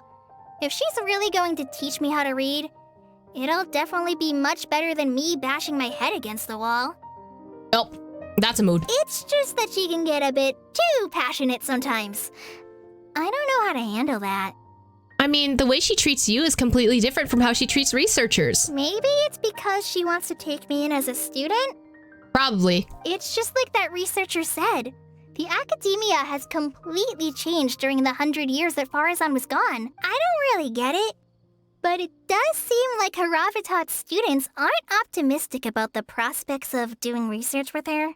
Students who are interested in mechanisms and applications of the elements generally enroll in Ksharawar and Spatamod. Madame Faruzan also refuses to accept random students just to make up numbers.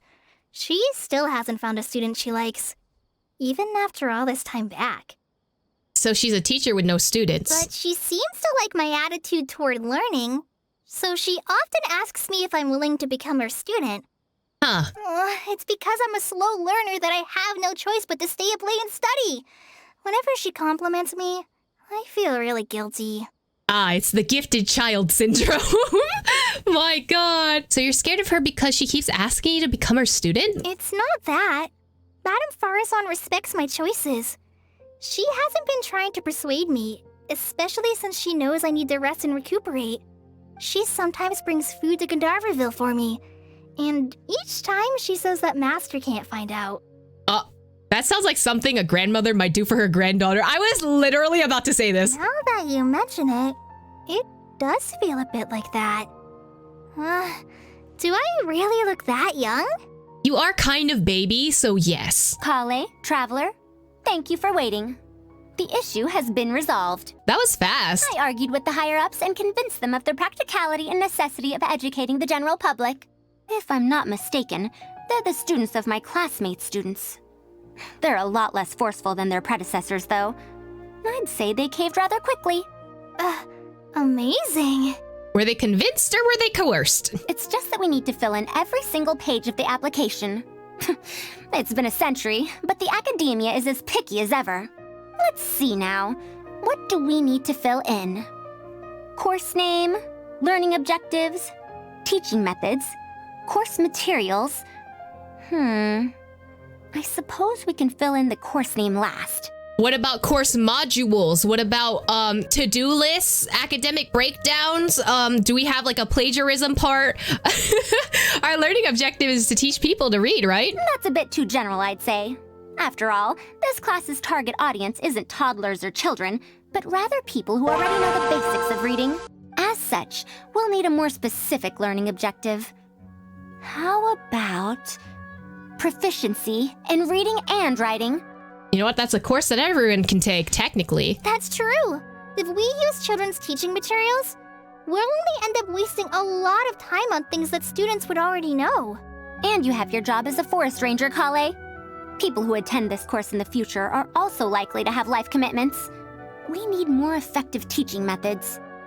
So what other learning methods does Kale use? Master always tells me that practice is the best way to learn. That's why I often ask him to help me find simple books to read. It must have been difficult to get books in Sumeru in recent years, no? Tainari really went the extra mile for you.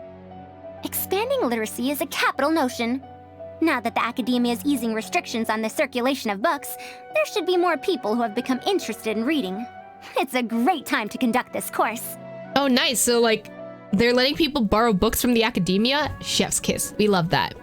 So we got teaching methods sorted out. How do we choose the course materials then? So that's next on the list.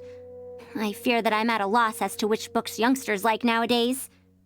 Would The Legend of Antara be too old of a story? If a Centaurian like you finds that tale old, how old is the story? Kale, what have you been reading lately? Me? I've been reading light novels from Inazuma. I heard that ever since we were allowed to sell books in Sumeru again, some people set up stalls at Treasure Street to sell light novels. I've been meaning to go there and check it out. They banned the sale of books before Nahida came and stepped in? Bro, actually Fahrenheit 451. Light novels? This is my first time hearing about such a thing, but I doubt I will procure suitable teaching materials from the House of Dana.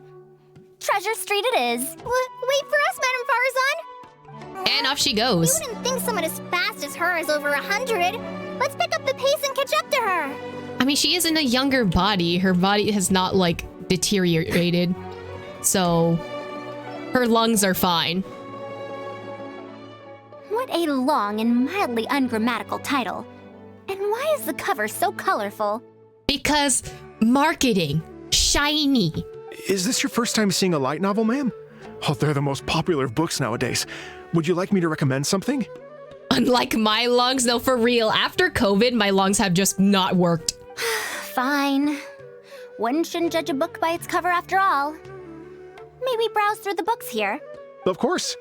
Why don't you try this one? It's Outlander Brigade, When the Wind of Death Blew Towards the Blonde Samurai. I heard that this book's author describes action in vivid detail. Hey, that's me! Now, I've only skimmed through a few pages, but it feels like it's all fight scenes. There are only subjects and predicates, and the syntax is a tad simple. Subjects? Predicates? The protagonist just ends up fighting in every scene with no proper build-up. Will anyone even enjoy a story that's only comprised of fights? Yes, there's a whole anime genre for this. There might be people out there who will. It's for readers who don't care about plot. Hoyo, are you trying to jab at the people who don't read the dialogue in this game? The slander. Also, this is hilarious. How about... the good thing about being reincarnated as a hilly churl is that I only need to eat Sunsetias to become stronger. That is such a long title! A reincarnation isekai story? Those are pretty popular right now. Those are extremely popular right now, Kale. I'm surprised that you also found that out too. Isekai? What in the world is that?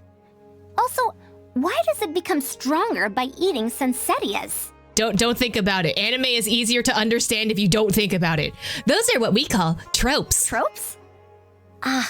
Those fictional rules used to push the plot forward, yes? They're definitely effective in achieving a distancing effect. Sorry. What is this distancing effect? However, this book doesn't explain how reincarnation correlates to becoming stronger. Such an illogical rule will affect the coherence of the story.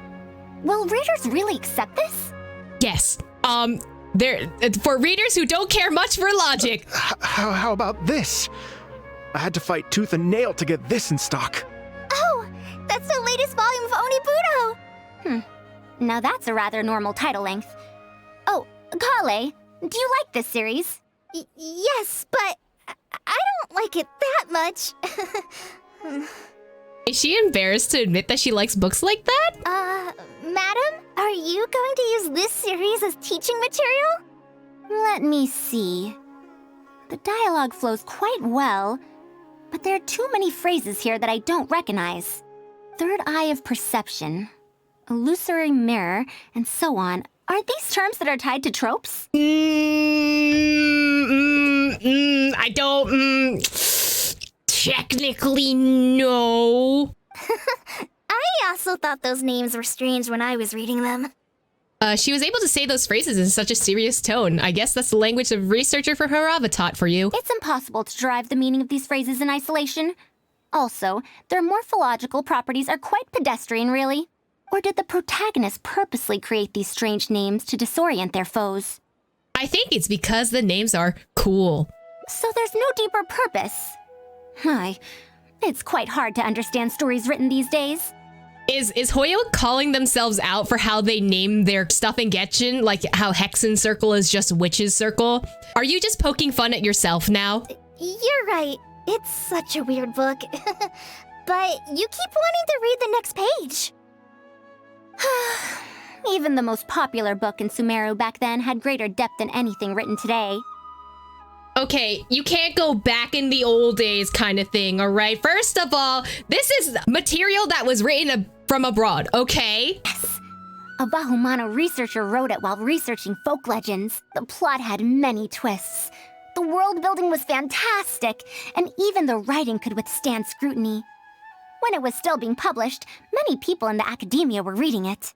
Even the sages back then all described the story as a timeless classic. The series must have concluded after so many years, right? Perhaps it's even more popular now. Is there a book like that in Sumeru? I've never heard of such a thing before. What's the title? Probably because it was from back in the day, you know? It's called Tales of Shariar. Do you sell it here? Tales of Shariar? I don't think I've heard of that before. When was it published? About 100 years ago. 100 years ago? Are you pulling my leg? What sort of book can remain popular for 100 years?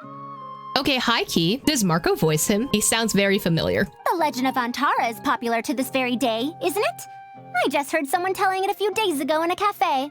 If an old story like that is still being shared, then Tales of Shariar must be even more popular. Even if that is the case, I really don't carry that book here in my store. What?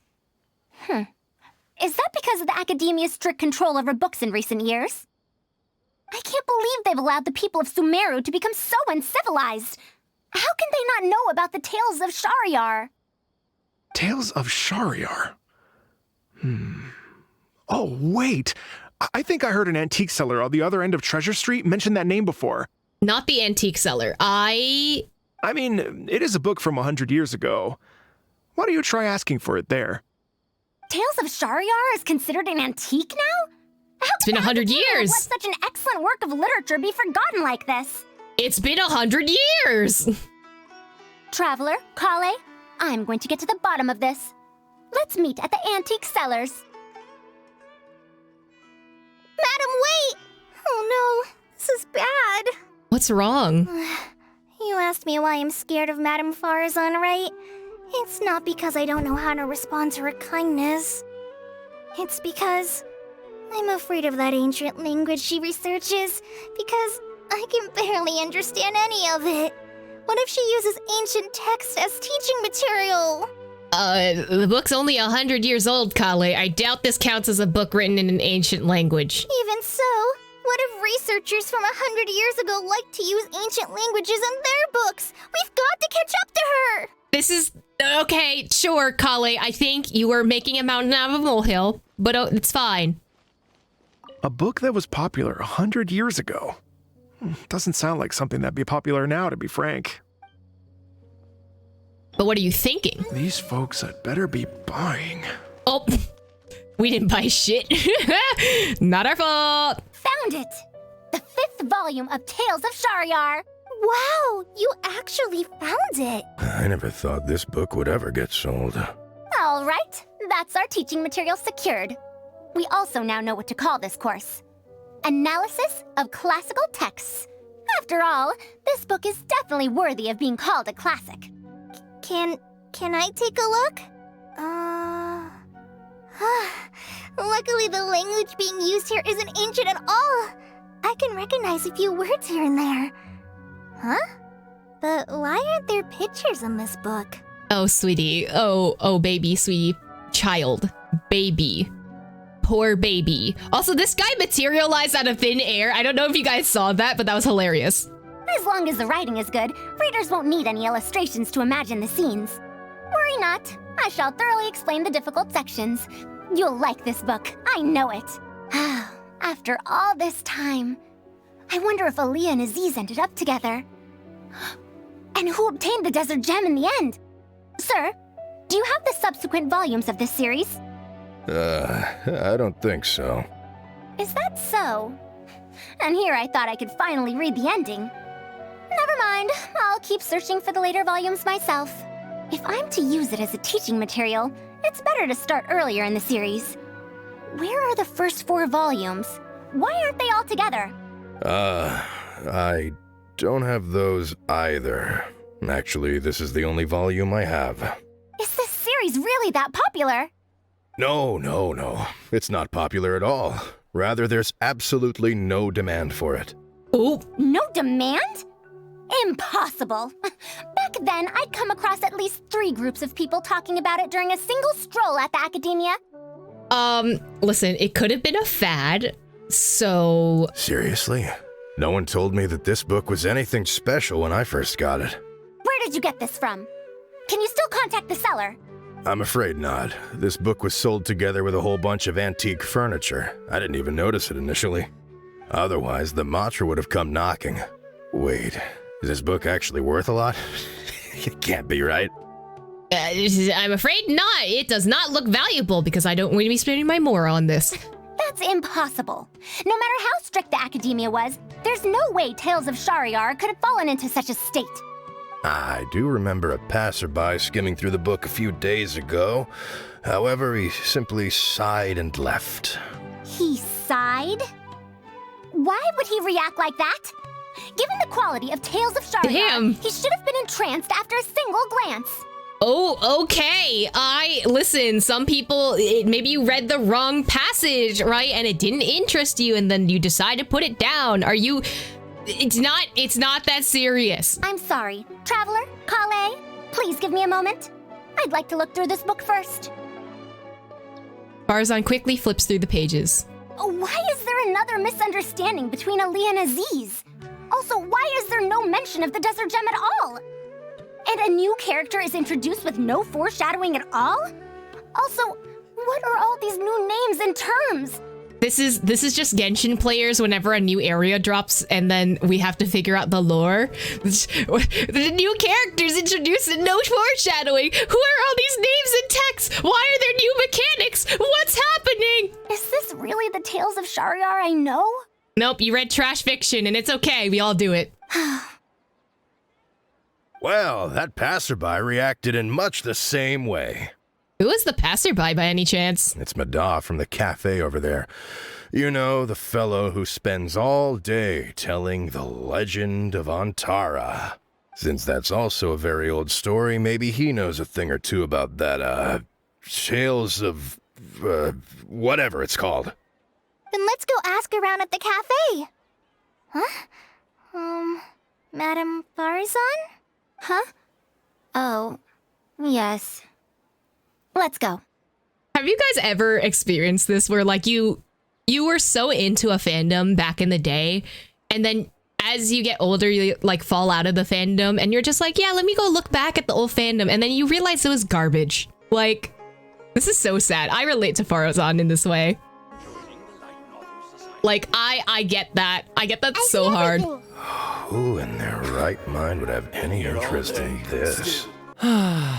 Another day, another empty room. Excuse me? But are you Mada? Yes. Are you here to listen to my story? Well, we actually came to ask about something else. I see. Sorry. It's fine. I'm used to it, more or less. So, how can this terribly unpopular storyteller help you? Do you know about Tales of Shahryar? Huh? Tales of Shahryar? Why, I can barely remember the last time anyone talked about it. My master always talked about how incredibly popular that book used to be. However, I tried reciting a few chapters of it at the cafe, and I found that it's even less popular than the Legend of Antara. Your master? Yes, the one who taught me how to be a storyteller. He said that Tales of Shahryar was written by his master's master's master. He also said that this great-great-grandmaster was an academia researcher, and that even the sages liked the series. He wrote 4 volumes back then, and the reviews just got better and better. You couldn't find a single person in Sumeru who hadn't read his books. And then? What happened next? Why doesn't anyone know about Tales of Shahryar now? Maybe because the 5th one was ass. Oh, it's hard to tell when it comes to trends. One day everyone likes stories like that, and the next day their tastes change completely. Look at you, Isekai. Your time for fall will be at some point. It's going to happen. Don't think that every story that is an Isekai story will last forever. Instead of writing a proper ending, this great-great-grandmaster kept trying to tap into popular trends. He added a lot of tropes. Then, starting from the 5th volume, the reviews started to go downhill. How could that be? Then what happened to Tales of Shahryar in the end? Who knows? It probably went out of production, same way that BBC Sherlock never had their season 5. In the end, there's no ending. The great-great-grandmaster tried to write a few more volumes, following whatever trends were popular at the time, but the trends kept changing right as he published his books. He got so infuriated that he stopped writing altogether and focused on his research instead. Well, that's just what happens. What? So there's no ending? The readers didn't care? By that time, only a very small number of people were reading Tales of Shahryar. So what's the ending? Okay. Anyway, my master probably exaggerated. How could a work possibly have been that popular? Because it was good at the time, and then you try to make it even more popular, and then shit happens. The only tangible thing my great-great-grandmaster left is the original draft of Legend of Antara. He also left behind many theses from his research phase. When my master talked about Legend of Antara, he'd even quote from those theses. My master is a much better storyteller than me. Even when we're telling the same story about Antara, he's always able to draw in a huge crowd. But even he won't recite Tales of Shahryar due to its ever-changing writing style and its lack of an ending. I feel like fanfiction also falls into this problem, like where your writing style will change in the middle of it, but I feel like that's more expected from when you're doing updates between fanfiction to fanfiction versus like, you know, a full-fledged out book series. So, Antara's story is the one that lasted through the years. Well, not even sages can definitively ascertain the quality of something like a story. In the end, only time can separate the classics from the fads. Only time? Madame Faruzan? It's been 100 years. Perhaps some things I once believed to be great aren't so after all. You know, I think you don't gotta worry about that. As long as you enjoy it, that's what matters, even if it is a fad. Is Genshin a fad? Technically, yes. Am I still going to enjoy it? And are we still, as a community, going to enjoy things that are going to happen in this game? Yes. Are we still confused by the lore? Absolutely the fuck yes. Are we upset about how certain characters play? Yes. But you know what? As long as we enjoy it, that's what matters. The story's decline might not have been due to changing trends. It doesn't matter if the classics are a fad. What matters is that you liked it. Yeah! Master helped me find a lot of famous books at first, but in the end, I realized that I couldn't get into them. No matter how good those stories are, I can't improve my skills if I can't bring myself to read them in the first place. I think the best books for me are the ones I like. Honestly, that's so valid. The problem is not actually about improving your reading skills, but I suppose the principle's the same. Huh. Indeed, that is true. Readers' interest in trends of a time are not things that are so easily predicted. What was popular 100 years ago could be completely forgotten in modern times. And yet, 100 years, as far as history is concerned, is but a blink of an eye. If Tales of Shahryar hadn't chased after trends and instead stuck to its original style from start to finish, it might have stood some chance of gaining renewed popularity. No, even if that didn't happen, at least it would be a work that was true to itself. Huh? Our conversation just got a lot more serious. I don't really get what you're talking about, but it does sound sensible. Looks like I also have to hang in there and tell Antara's story well. You should think about present first. Oh, you should think about present or income. Probably the present. How unseemly. I almost got carried away because of a single book. Well then, we should get back to the matter of our teaching material. It looks like we can't use Tales of Shahryar now. How about the Legends of Antara then? No, it's much too old. Kale, you found a book that you liked at the bookstall, yes? Yes, but I don't really... Then we'll use that book as our teaching material. Now that I think about it, using a book that you like is the most suitable choice for teaching you how to read. As for the academia, as long as we come up with an appropriate course name, we should be able to get away with this. Oh, analysis of popular literature is actually a course that I've taken in college, so... My, it sounds like you've dealt with the academia before. Let's go with that. Now then, Let's return to the book vendor in a bit and buy the latest volume of this Onibudo for Kale. But if I wish to use it as teaching material, I have to read it first. Huh? Speaking of which, other than third eye of perception and illusory mirror, I also espy some unfamiliar phrases from the reader's messages at the back of the book. Such things as, even if it reminds me of my dark history, I still can't help but be drawn in by the story. And the author has written all the things that I only dare whisper into a tree hollow. Why do people use dark history to refer to awkward or embarrassing memories? Is this some slang that was invented in the last century? If one of our learning objectives was researching linguistic changes over the past 100 years, it might make it easier to get these books approved as teaching material. Oh, I can tell you what that's all about. Apparently, in their youth, some people used to imagine themselves as someone burdened by fate, fighting against the world, etc. But as they grew older, they started to become embarrassed by such memories. Some would write those fantasies into novels, while others would entrust such tales to tree hollows. I love that he's like kind of scoffing at the idea of tree hollows while Kale's literally sitting right there in front of her, like literally in front of her salad. How dare you? Mata, you know, I suddenly have the urge to hear a story about Antara. Oh, immediately it's just like, I am embarrassed by the tree hollow thing. Huh?